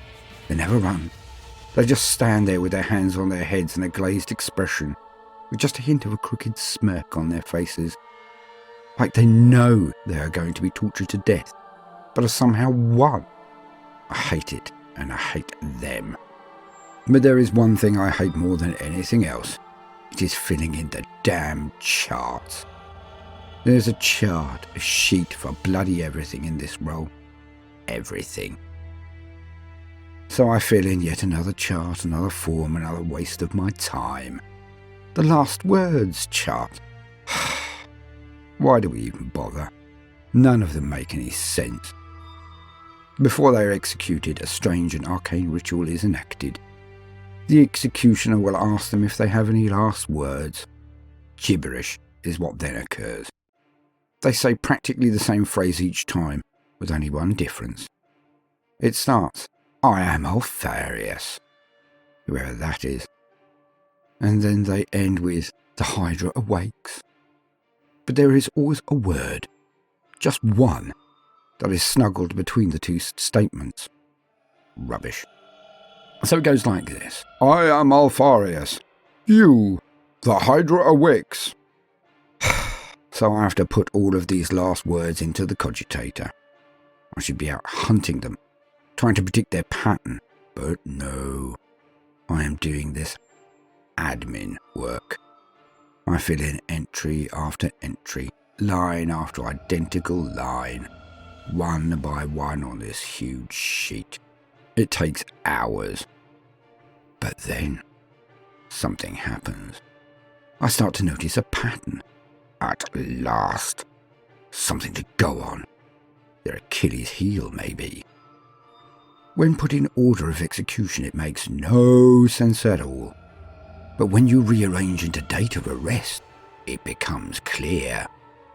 I ignore the prologue and epilogue entries of "I am Alfarius" and "The Hydra awakes," and a sentence begins to form from all of those random words.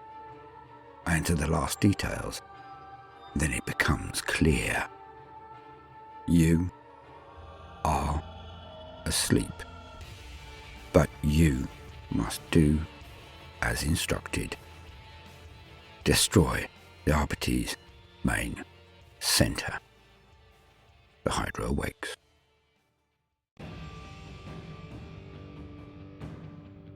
A pain appears behind my eyes for a second, then clears as swiftly as it arrived. I look at my reflection in the cogitator screen. I know what I must do. I press the delete button, wiping the records permanently.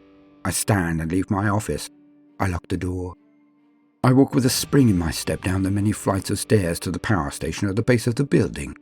I walk inside and nod to the tech priest there, before I pass his bemused glare and stare at the power core. I draw my pistol quietly and then turn and execute the priest. A single shot to the head. I then walk to the controls. I begin the process of overloading it. I had no idea I was so gifted with this sort of thing.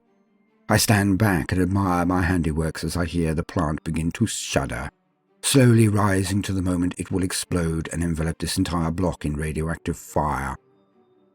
I walk to another panel and tap in my last words. Strange. I'm elated at their writing. I feel such a sense of calm and achievement. I send a single message to the spaceport officials. I am Alfarius. You, the Hydra awakes.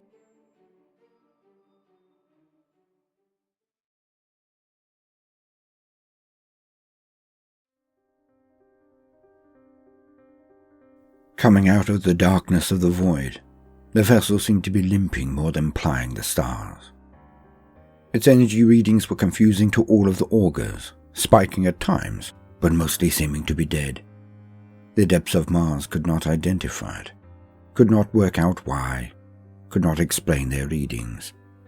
So the dead vessel kept moving on its doleful course, ever onwards into the cold depths of the void.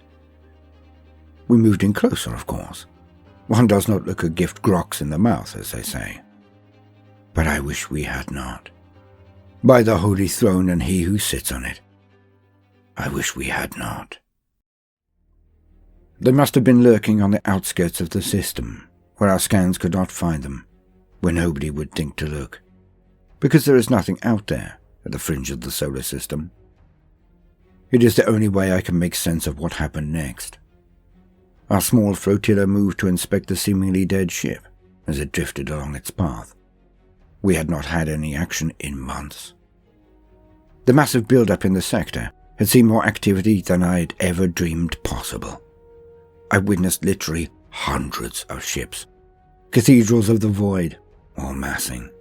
A Xenos armada was coming to this Abundance Tertius. That is all we knew, all we were told. And I wanted to be a part of it, staring out of the gun ports as I always did, as men and women of my family had done for countless generations. Gunners were we, the Tarmins, had been since the beginning. Our own family mythology states that we had all done something wrong. Our entire planet had displeased the Emperor, and so the whole population were placed under task. We were taken as one to the navies of the Emperor, of his Imperium. We would serve, all of us. And so we were all working off our debt to him, the Emperor of mankind. But I call this mythology for a reason. There is no way to know what happened then, and nobody remembers or cares now. We Tarmins are gunners, and I would not have it any other way. We were the only family to stand during the Battle of Foremost, all else running when we were boarded. But the Tarmins stood. We defended our nest, and the captain himself stated it was our gun, our blessed weapon, that made all the difference.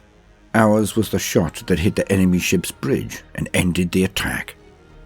This was our greatest day, but not our only one of note, not by a long chalk. I was heartbroken when our home, our pride, our ship, the pious knight, was detached from the growing fleet, and we were relegated to a scouting duty. A part of a 3-ship flotilla, we would be banished to some hovel to set out the war and chase raiders. What the Admiral, the Prince, says, we do. He has never been wrong in more than a century of command. Always he has found victory. Always. So to miss this battle, this campaign, with the likes of him as our master, it was a blow. The glory he would have gained for himself, of course, but also for every ship in the action. I wanted that for us, for the pious knight. We were only an escort, is what some may say, but it is no only when it comes to the mighty craft of the Emperor. And we would miss it all. Months had passed. Each shift I looked out at the void while performing my duties. Cleaning, moving, scrubbing, drilling. Cold and lifeless. Empty. So when the klaxons went off and we went to battle preparedness, my heart leapt. Action at last. But it was just this old large bulk cargo transport. Not a hulk, not nearly that size. But huge. It seemed so sad. No lights on.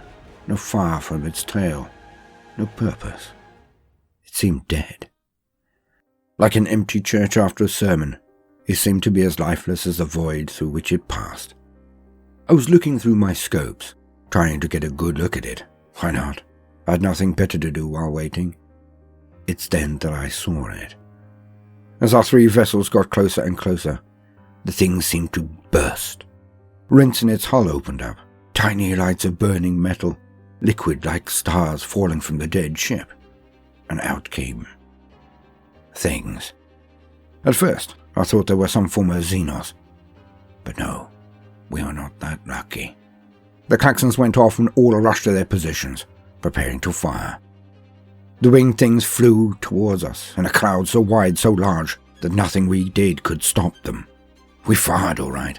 My sister and 4 brothers, my father. We fired as fast as we had ever fired, outpacing all around us. We fired 5 shots to their 4. We Tarmins knew our drill. But it wasn't enough. Not nearly enough. And despite our fire, despite the missiles, lances and batteries I was a part of, it really wasn't enough.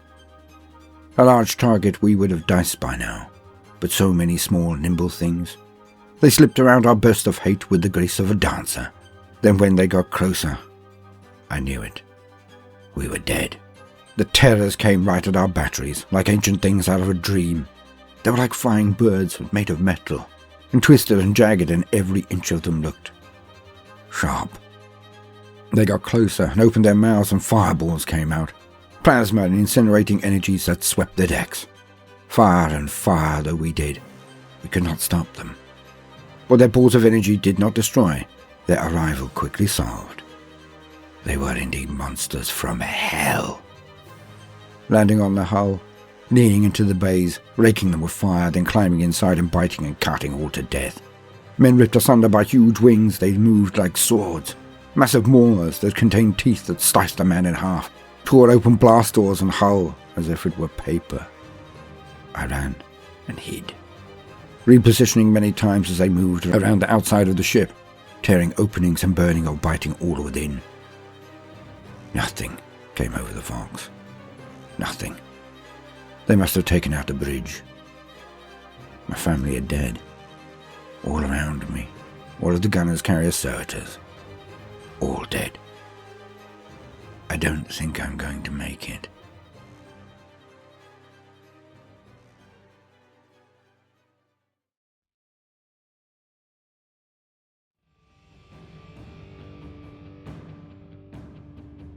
The war had started but 2 days ago.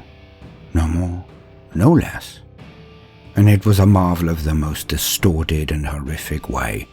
A tragedy on fast forward.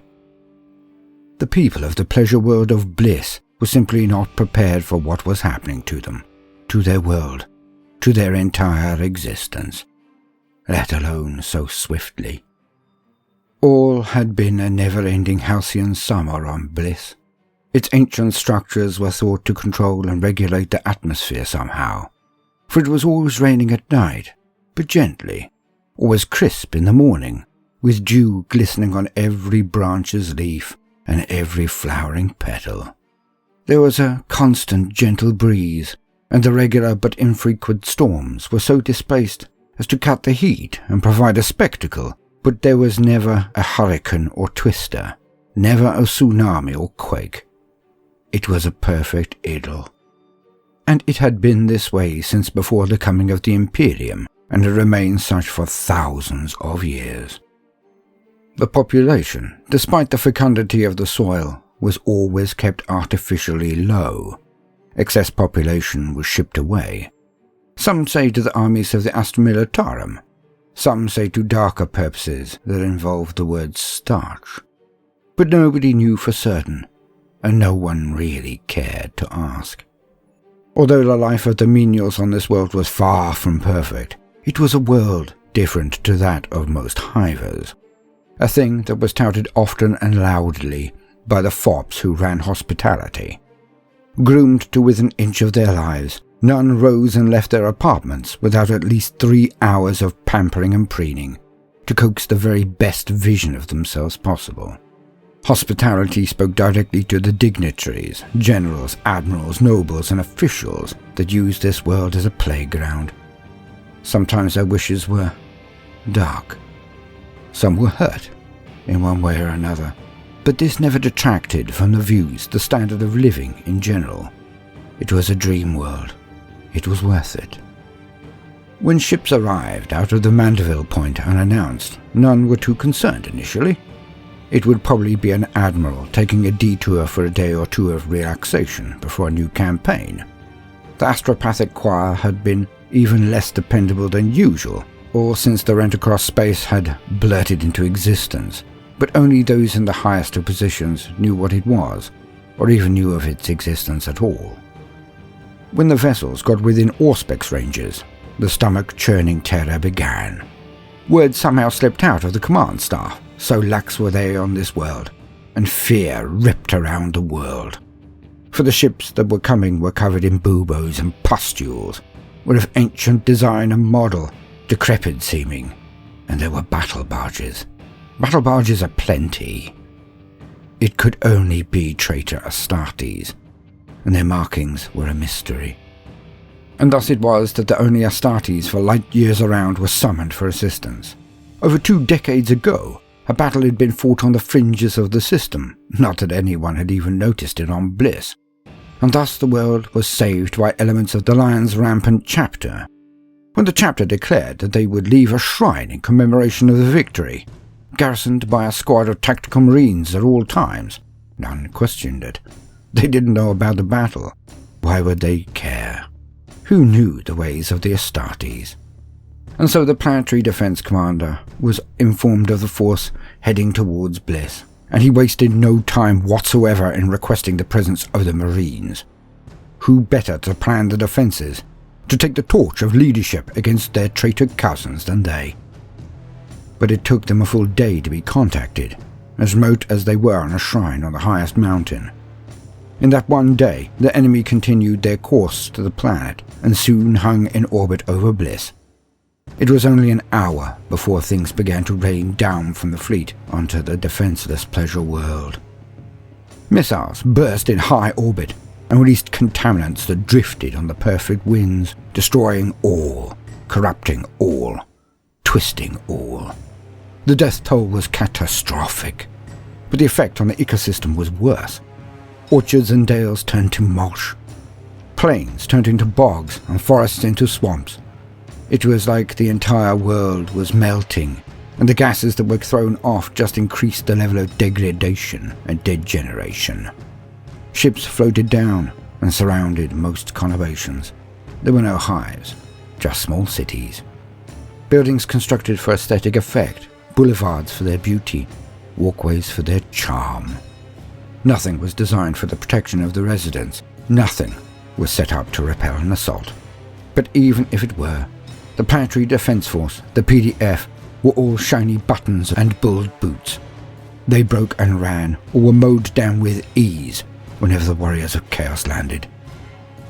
Only one city, Acquaintance, was defensible.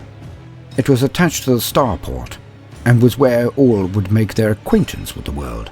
But it had void shields and anti-aircraft defences aplenty, for it was here that all of the delegates and officials were evacuated to at the first sign of any issue, and thus they had been gathered when the origin and allegiance of the fleet had been discerned.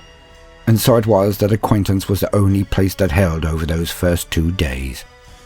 The Marines had arrived, all of them in one transport. They had instantly made to the command centre and presented themselves at duty. The commander had waved them through all checks, as the situation was dire. A huge cloud of something had hove into view and filled the skies from horizon to horizon. Picked screens flashed up, and the commander and his newly arrived allies looked on. The Marines did not shuffle, did not twitch, just stood in grim silence, looking on at the incoming clouds of buzzing things. Some were like huge wasps or bees, large enough to have a rider of misformed flesh and distended belly. The others were some form of monstrous machines, engines of war. Many floated low, sucking up muck from the marshes now outside the city. Others rampaged forward with spikes all over them, but the air was thick with them. No 2 meters together not containing one of these apparitions of corruption. The commander looked at the Marines and blurted out, "The void shield should hold them. We have supplies enough to last for a decade, but we have no way to contact the Greater Imperium for assistance." Astropathic choir. Their heads melted. They fell in upon themselves when the fleet reached orbit. They cannot get in, but we cannot get out. What do we do? The lead Marine, a sergeant by his markings, took one step toward the screen, seeming to look into it and be lost in his own thoughts, evaluating. He then turned and simply nodded over the shoulder of the commander to his colleagues. As one, they turned around and unslung their bolters in one smooth action, and proceeded to execute the deck officers. One of them secured the door closed and languidly watched as the last of the officers were slaughtered, each exploding as bolt rounds punched through their chests and exploded from within. Fountains of blood sprayed every inch of the control room, and in less than 6 seconds it was over. The commander, alone, was left alive. He bent to his knees and put his arms over his head, crunching into a ball when the first deafening signatures went off. He stayed huddled down there until the sergeant slowly gripped the back of his neck and lifted him off the floor. His arms still over his head, but his legs now dangling down like a toy. The sergeant went to the control panel and took the commander's hand and placed it on a pad. When it made a sound, he then took the arms of the officer and snapped them. Screaming issued from the mortal's mouth, but the Marine, still silent, put one of his hands on the top of his head and pulled his eyes wide open before putting his face in front of the retina scanner. Another bleep went off, Then the Marine slowly leaned down and pushed the button with his elbow, then turned and lifted the commander so he could not avoid the screen, could not stop seeing as his eyes were held open, could not stop whimpering as his arms, his twisted and broken arms, flapped into his body. He saw it all. The void shields slowly flicker, then die. Then the crowds of bloat and plague drones were let loose. Thousands of them. Some flew down and sprayed all below them with a rancid, feculent green pus, like muck spewers. Everyone and everything they touched was instantly covered in pustules and twisted with the contagion. Some had huge wheel drums covered in spikes that they used to fly into the milling and screaming masses who had come to see the spectacle, thinking themselves safe behind their shields. They ripped and tore apart so swiftly, it was like throwing people into a chipper, sprays of blood, bones and sinew creating a rancid carpet in their wake. The plague drones descended like a feeding frenzy and ploughed into the crowds, while their riders decapitated any who tried to stand against them. It was all over within an hour, as the drones of various types culled all before them. The gates were knocked in by fire from the plague-burst crawlers that had been moving up under the cover of the drones. In marched Death Guard, who then slowly, methodically, and without clemency or mercy, went into each and every building and dragged the screaming innocents out to be fed to the drones. The commander was left without air. His lungs burned from the screaming and the emotional pain. When there was nothing left of him, not even sobbing, the Marine snapped his neck. As he did so, he discarded the refuse, and then knelt and took off his helmet, the tattoo of a hydra clearly snaking up either side of his face. For they had waited for a score of years. They had waited for their time, and this was it. Job done. Their master would now arrive and take the tally of this world to begin the event. Now the crusade could begin, for what endeavour of this magnitude could begin without a suitable sacrifice?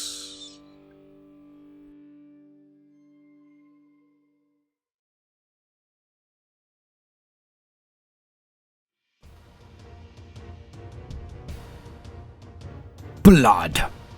It is always the blood. It gives life. It gives strength. I can feel it coursing round my body through my sinews, bringing oxygen, making them powerful. I can feel it course into my mind, my brain, suffusing me with power as it moves around the butcher's nails and triggers the blessing of Khorne, the pain that leads to the rage, that leads to the slaughter, that leads to the victory, that leads to my greater deeds in his greater glory. For Khorne cares not from where the blood flows, as long as it flows. And we, his greatest champions, his berserkers, his world eaters, we are his greatest worshippers, for it is we who reap the greatest tithe of blood. Not for us the bombs, blasters or bolters, the cowardly weapons. We seek glory in his name in close combat only, for only the cowards fight at range, where he cannot see nor smell the blood he sheds. For us it is the smell of it, the taste of it, the feel of it slick in our hands, on our arms, beneath our boots, running through our veins only as fast as it pumps and squirts from the severed limbs, stomachs, necks and heads of those who we slay in his name. There are a dozen of us. It is more than enough. We stand, prepared, looking at a set of hovels. When we signed on, we were promised victims, targets, holders of the sacred liquid. We were promised much battle, much slaughter. When we enlisted on this campaign with a comparatively unknown warlord, and it has been a disappointment from day one. Far too long thinking, moving, planning, manoeuvring. Not enough conflict. This lord is no lord of war. He's a tactician, but he is also a liar. He promised us blood, but we have had scant little of it in all of this time. He wished to hold us in reserve, to harbour our power, to unleash it when needed, was what he said. but it has been too long, and we have had too little. So this last fray, this last assault on this last Bastille on this planet, it is a disappointment. It is not enough. We charged at the head of his armies of scum, with chain axes whirling and teeth gnashing at the bit. We charged. Of the dozen of us, only half that number reached their lines. Their first lines of defence. We slammed into them and let the blood flow, severing limbs, decapitations with every strike. Wielding axes as I was, there was no way I could halt or slow my battle rhythm, nor would I had either choice. My heart singing, the blood pumping power and glory through my veins as the death toll rose. Yet as swiftly as it had begun, we found that it had ended. The last Bastille of the enemy thrown down in a mere hour, with a skeleton crew so small, so feeble, as to never be able to slake our thirst. Too few, too little, too late. So, as we came out of it, our appetite still hungering for more, our blades barely coated with the blood our lords require, never the tithe of scuzz we had expected. So we took our toll. We began to butcher the army he sent in with us. They cried and squealed, ran this way and that, but the back ranks pushed the fore into us. As all were so desperate to enter this last redoubt, they came on coming, not knowing that they were merely pushing their peers, their own allies, onto our axes and blades. We slew all that came before us, including that pathetic lord who lied in his estimation of the bounty we would receive.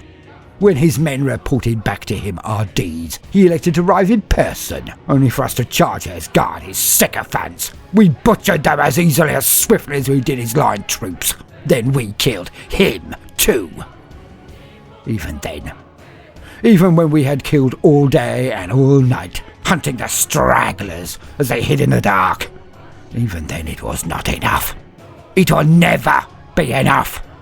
For Khorne cares from not where the blood flows, as long as it flows.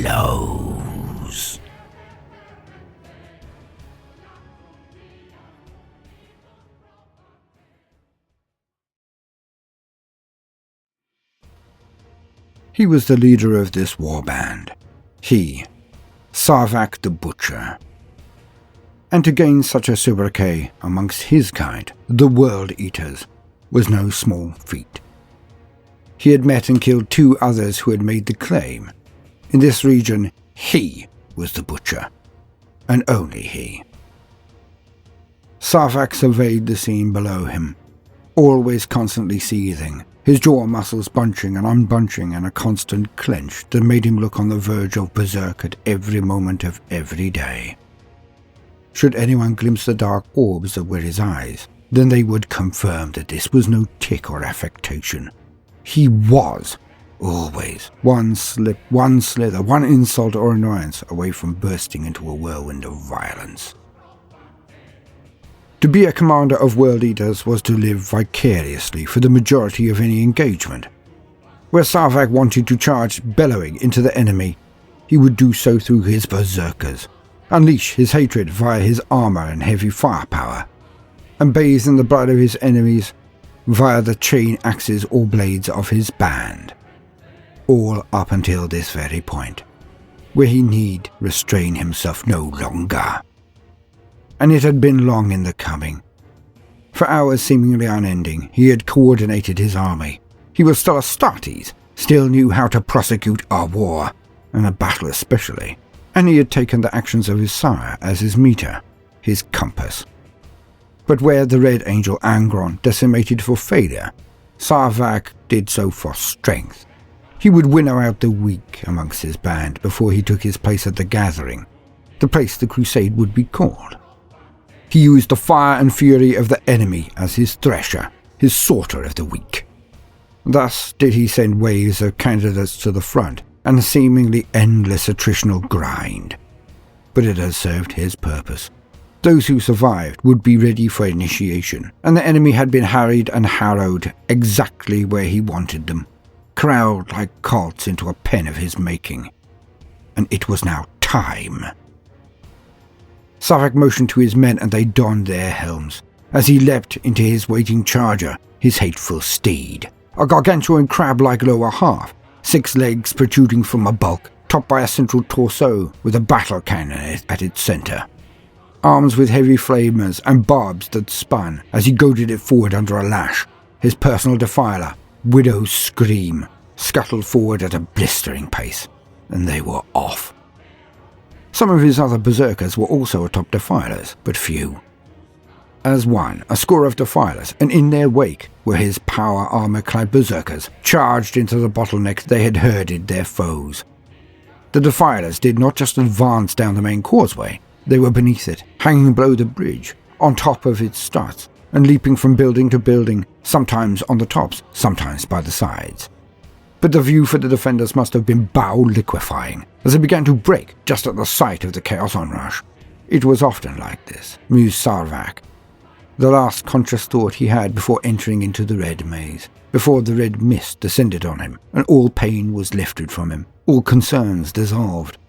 The butcher's nails appeased, as all was only quiet within the centre of the maelstrom, the whirlwind of the melee. The huge defiler he stood atop led the way, and within minutes he was amongst the fleeing scum. The defiler burnt swathes of fleeing men and women as he moved forward and picked some up. It then either instantly squashed or cut in half the struggling victim, or hurled them into comrades, bowling them over so its gouts of Promethean could envelop them all.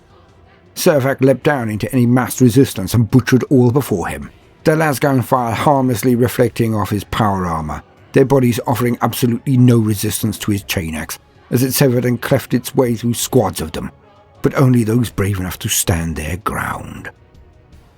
The defilers and berserkers killed and advanced so swiftly that a limited rout from their charge became a wave that they surfed through the entire district, one barricade after another falling as the onrush could not be stopped, nor even slowed. The last resistance was in the city square, as a detachment of armor surrounded the last central building, the HQ of the resistance. They did their best, firing their battle cannons at the Chaos Daemon Engines, but were simply outmatched. Defilers would scuttle up buildings, coming over the top out of the elevation of the tanks, or round the sides of the huge edifices around the main building, and popping in and out of cover as they approached. But they danced and scuttled their way forward closer until finally they all came out of cover as one, and were on the tanks before they could fire a second shot. The defilers rammed tanks over, or jumped on their tops and then used their huge pincers to tear them asunder to get at the sweetmeats within. It took only moments before the last of the tank crew were being pulled apart and discarded like broken toys when their struggling ended. Sarvak looked at his handiwork, then led his berserkers within the main building. Resistance was limited, erratic, and utterly ineffectual. Very soon he would have the artifact he needed. A world dies today due to one bauble. But it was all for the greater glory of the great god Khorne. There will be many skulls for his throne this day. The defilers now roamed the battlefield looking for more pockets of resistance, their demonic hunger insatiable. None would be permitted to live. None.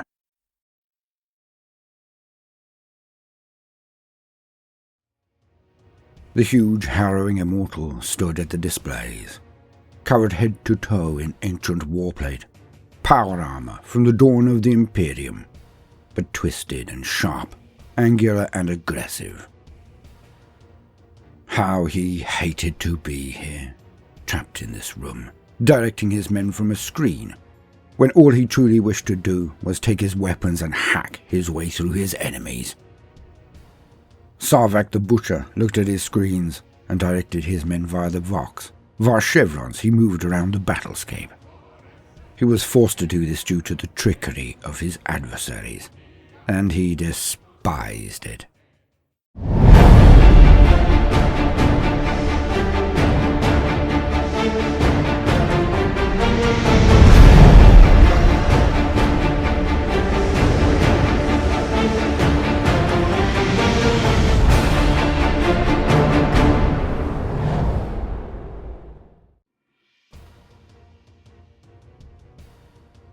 All had been going swimmingly. The invasion of this world a simple and direct, honest thing. War as it should be. They had not bombarded from orbit, had landed and begun their tour of terror. The blood flowed well. It flowed in rivers.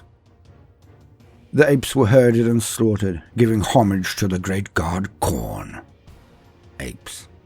He did not consider himself a human any longer. He was not sure he ever did. He may have had the same face, the same arms, the same opposable thumbs, the same ancient genetic stock as the beings most called humans. But oh, so long ago, Savrak had turned to the path of hate, the path of blood. He had turned to the worship of Khorne, Lord of Battle. A far better lord and master than that hypocrite who sat on his golden recliner on terror. For the great god Khorne rewarded those who fought for him, who killed for him, who exulted in blood. The Emperor had many weapons, then bemoaned that they had drawn blood, the weakling. Sarvak now had command of an ever-expanding warband. The glory of gore was his, and many now flocked to his banners. For victory, for spoils, but most of all, for blood. Thus it was that he had riven across much of the system, slaughtering all there. But this last inhabited world of a half-dozen previously fully populated, here was a challenge he had to meet. As he and his men had struck, as his army had rolled across the world, the cowering populace of his former race had found an unusual champion. For out of gates across the entire globe, Eldar had appeared, and in numbers. They had first appeared like wasps, diving in and stinging him here and there, cutting off outlier forces, foraging parties and scouts. Their way of war was vexing. They darted in, punished, and then left again as swiftly, never standing to fight, never engaging fully. By the time he had mobilized his forces to intercept, they were gone. And this had been going on for days, until Savrak changed the rules. The filthy Eldar scum wished to interrupt his activity. They certainly did not seem too concerned about the resident populace, as their strikes had always caused casualties in his ranks, but it was while they were at their art.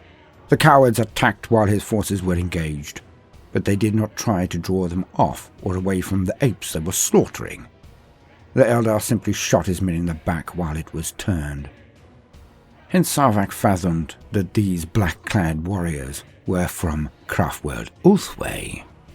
They were here to fight the forces of chaos, not protect the mewling herds.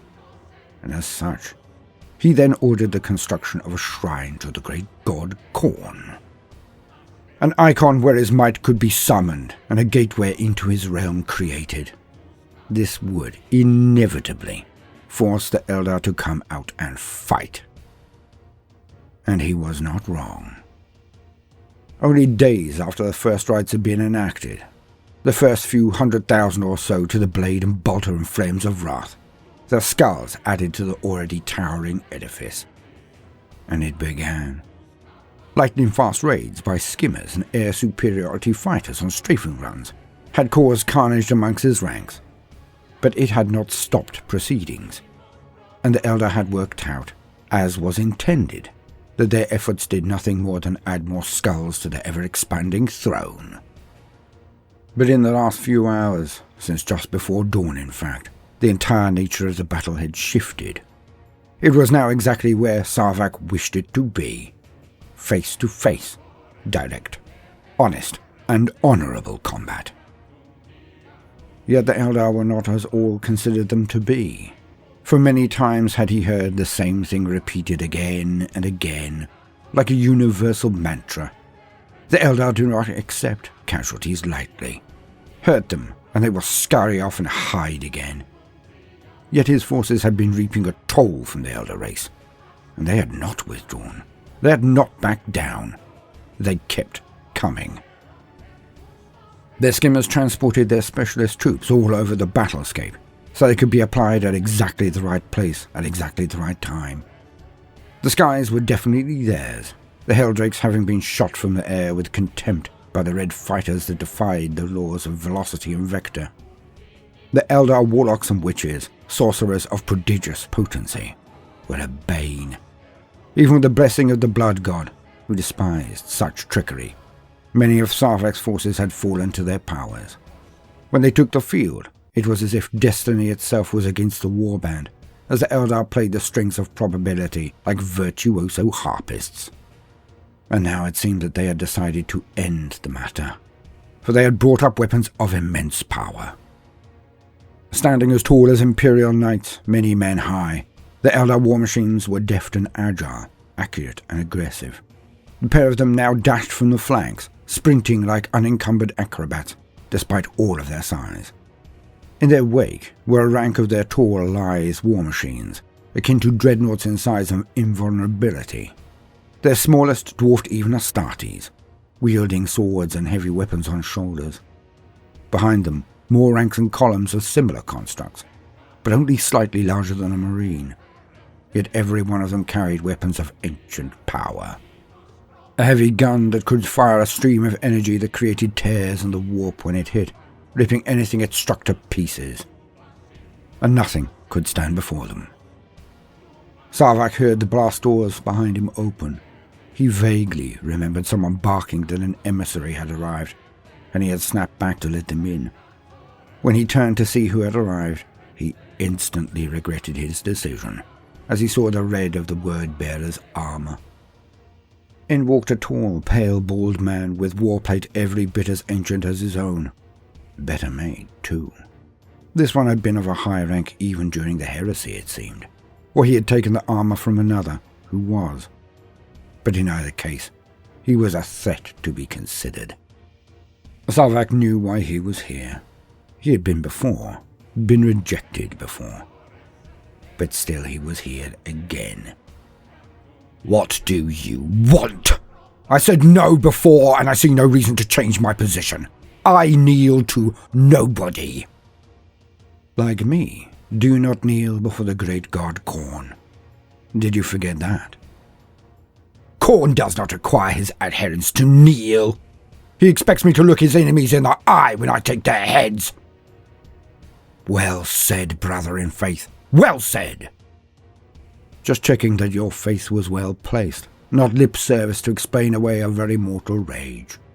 I see you are one of the faithful still. Good. Why are you here? My master wishes you to reconsider your position. And I said before, I do not kneel to anyone. My master requires no bowing or scraping. He only wishes one thing from you. Which would be? Only that which you do best, of course. Fight. My master wishes you to fight alongside him, not under him. To bring carnage to the galaxy together. He already has my services secured, and all of the word bearers that brings. Which doesn't say much if I'm candid. The word bearer shrugged. He also has Tarax Anarax of the Iron Warriors, Amanthus Enveros of the Night Lords. Enveros is a madman, even by the stakes of the Night Lords. Aye, perhaps so. But he has a warband every bit as large as yours, and talents that are not immediately apparent. Others are coming too. It would be a shame if we had to approach the Crimson Slaughter.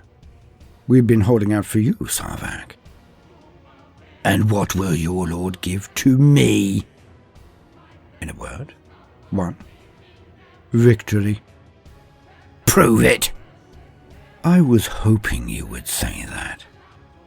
So if my master lends you the power to win this battle, right here, right now, thou wilt consider your position? Sarvak looked at him steadily and sternly, looking the word-bearer up and down while sneering. Ha! All right. If you can give me the power to stop those, said the warlord, pointing at the Eldar Knight constructs, then I am all his. He concluded with a mirthless sneer of challenge. Wonderful. Let us be about it then, shall we? May I?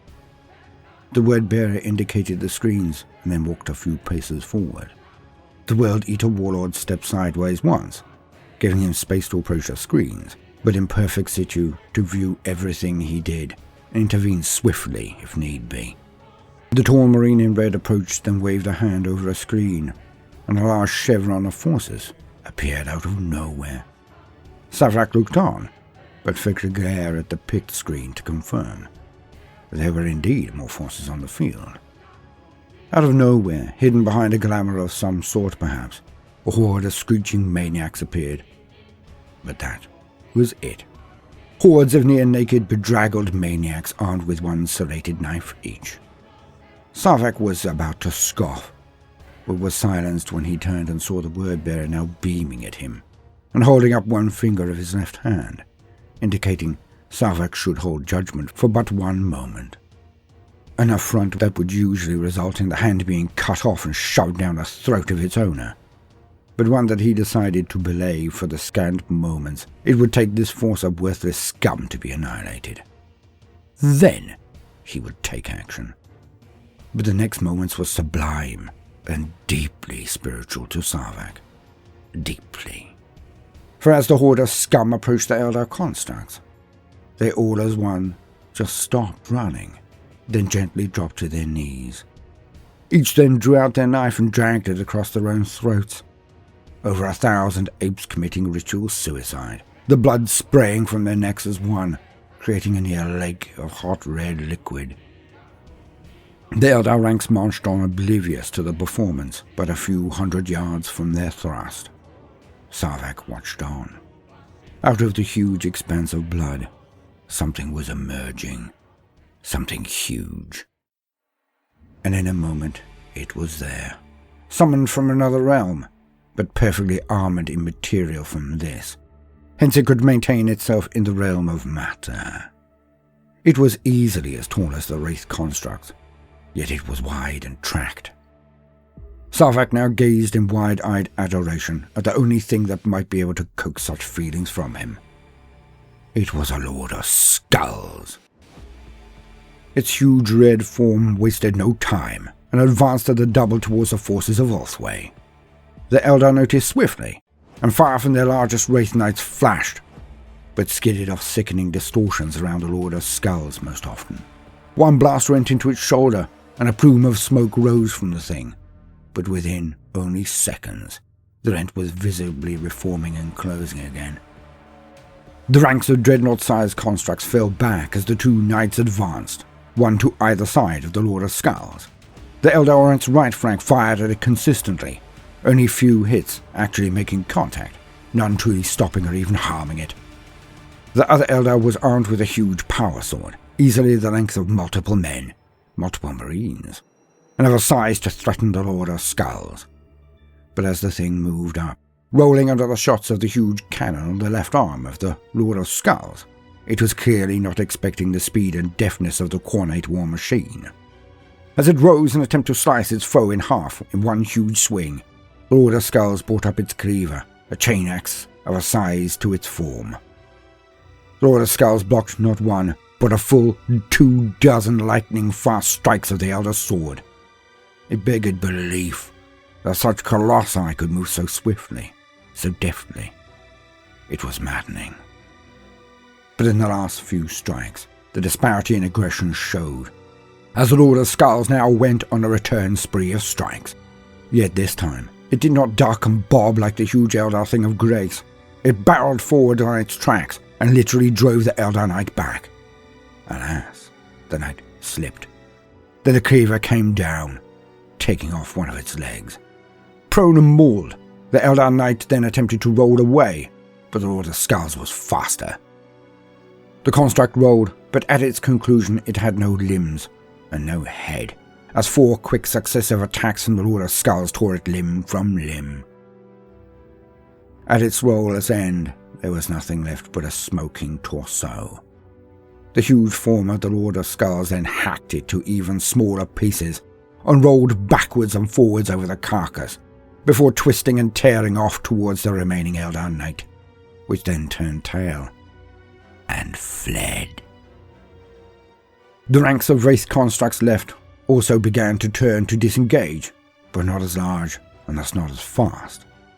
The Lord of Skull simply rolled towards them at a frightening speed, and practically ignoring their desperate attacks back, it hacked, hewed, and rolled its way through their lines. To all with the spirit sight, wisps of Eldar souls sprang temporarily into the air as the stones and the bodies that supported them were crushed. Yet all of them wailed and winked out as each was popped into the gullet of she who thirsts. Sarvak looked to the word-bearer and nodded in appreciation. It stuck in his craw to do so, but credit where credit was due. The worm had come through. And the word-bearer then indicated with a lofty flourish of his hand, "And this is now yours, Sarvak." "I haven't said I was joining you yet." "Oh, but you are true worshipper of Khorne. Your honor is all, as it should be. You stated that if my master assisted you in victory this day, you would join." "But victory is not yet guaranteed, word-bearer." "Aye, as you say." The word-bearer then took out his own cursed axe, flipping it in his grip, letting its weight play in his hands. He then looked up. "Let's just say, I think we have this one covered now, eh? Now, without those wraith constructs to ruin the day, what say you and I give homage to the great god Khorne together? Let us sign our pact in the only thing that matters, the blood of our enemies." The glint in his eye, the wish for battle, for blood. Sarvak saw that in this word-bearer, it was a bright and shining thing, a lust for the red near as hungry as his own. Sarvak nodded deeply and took out his own weapon, as they both turned and walked to the blast doors. Without the huge constructs, the Eldar were desperate to attack, but desperate to withdraw, and in those moments of indecision, the Lords of Chaos could strike and bleed them. The word-bearer was right. Curse him. The time for complex maneuvers was over. Time to drench himself in blood. And Sarvak thought to himself, perhaps this crusade would be worth the effort after all.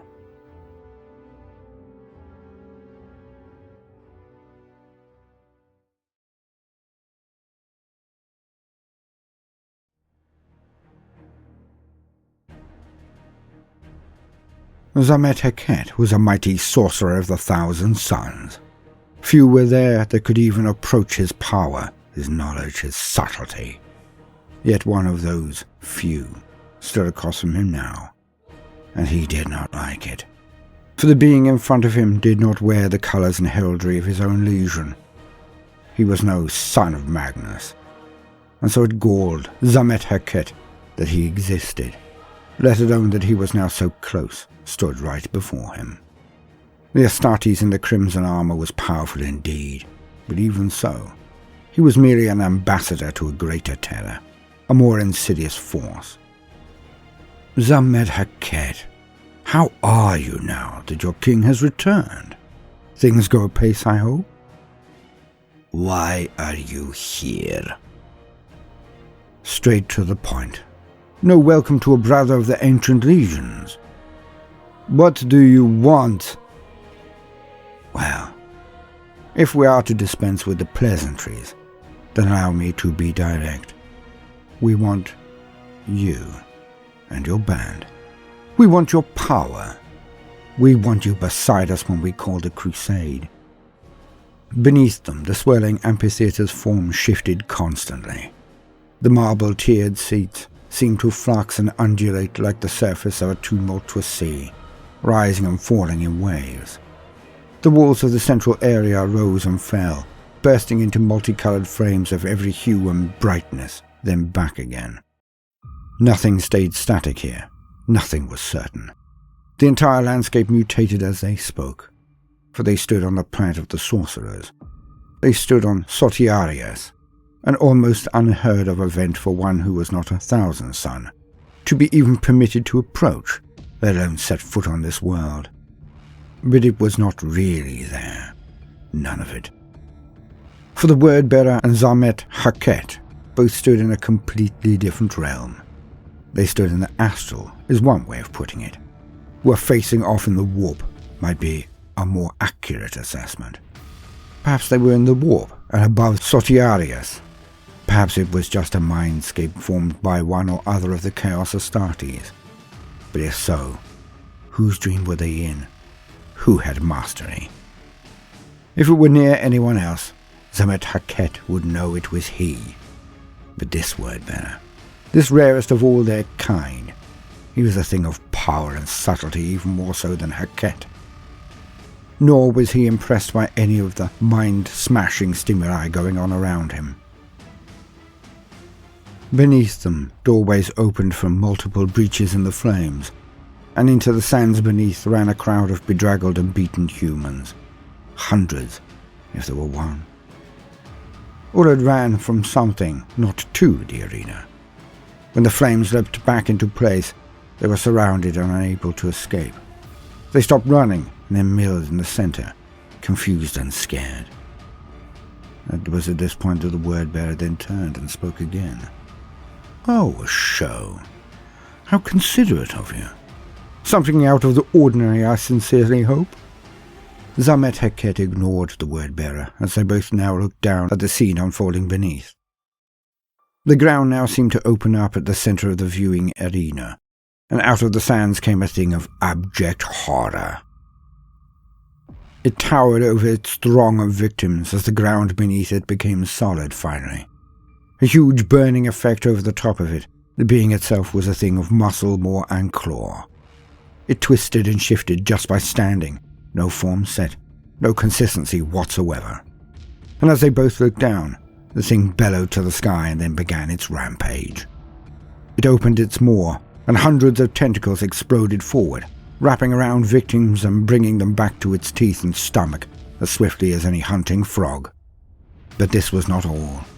As the Mutalith assailed everything there, it was no less true for the basic building blocks and laws of reality. The very air burst into flame and then transformed to water, then to smoke, then back again, in a constant slide. The ground shifted in pattern and form, from grass to stone to sand again.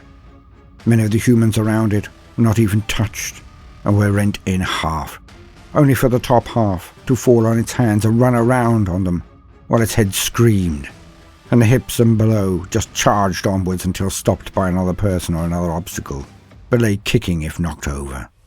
Hair began to develop faces and teeth and tear at the very heads that they were attached to.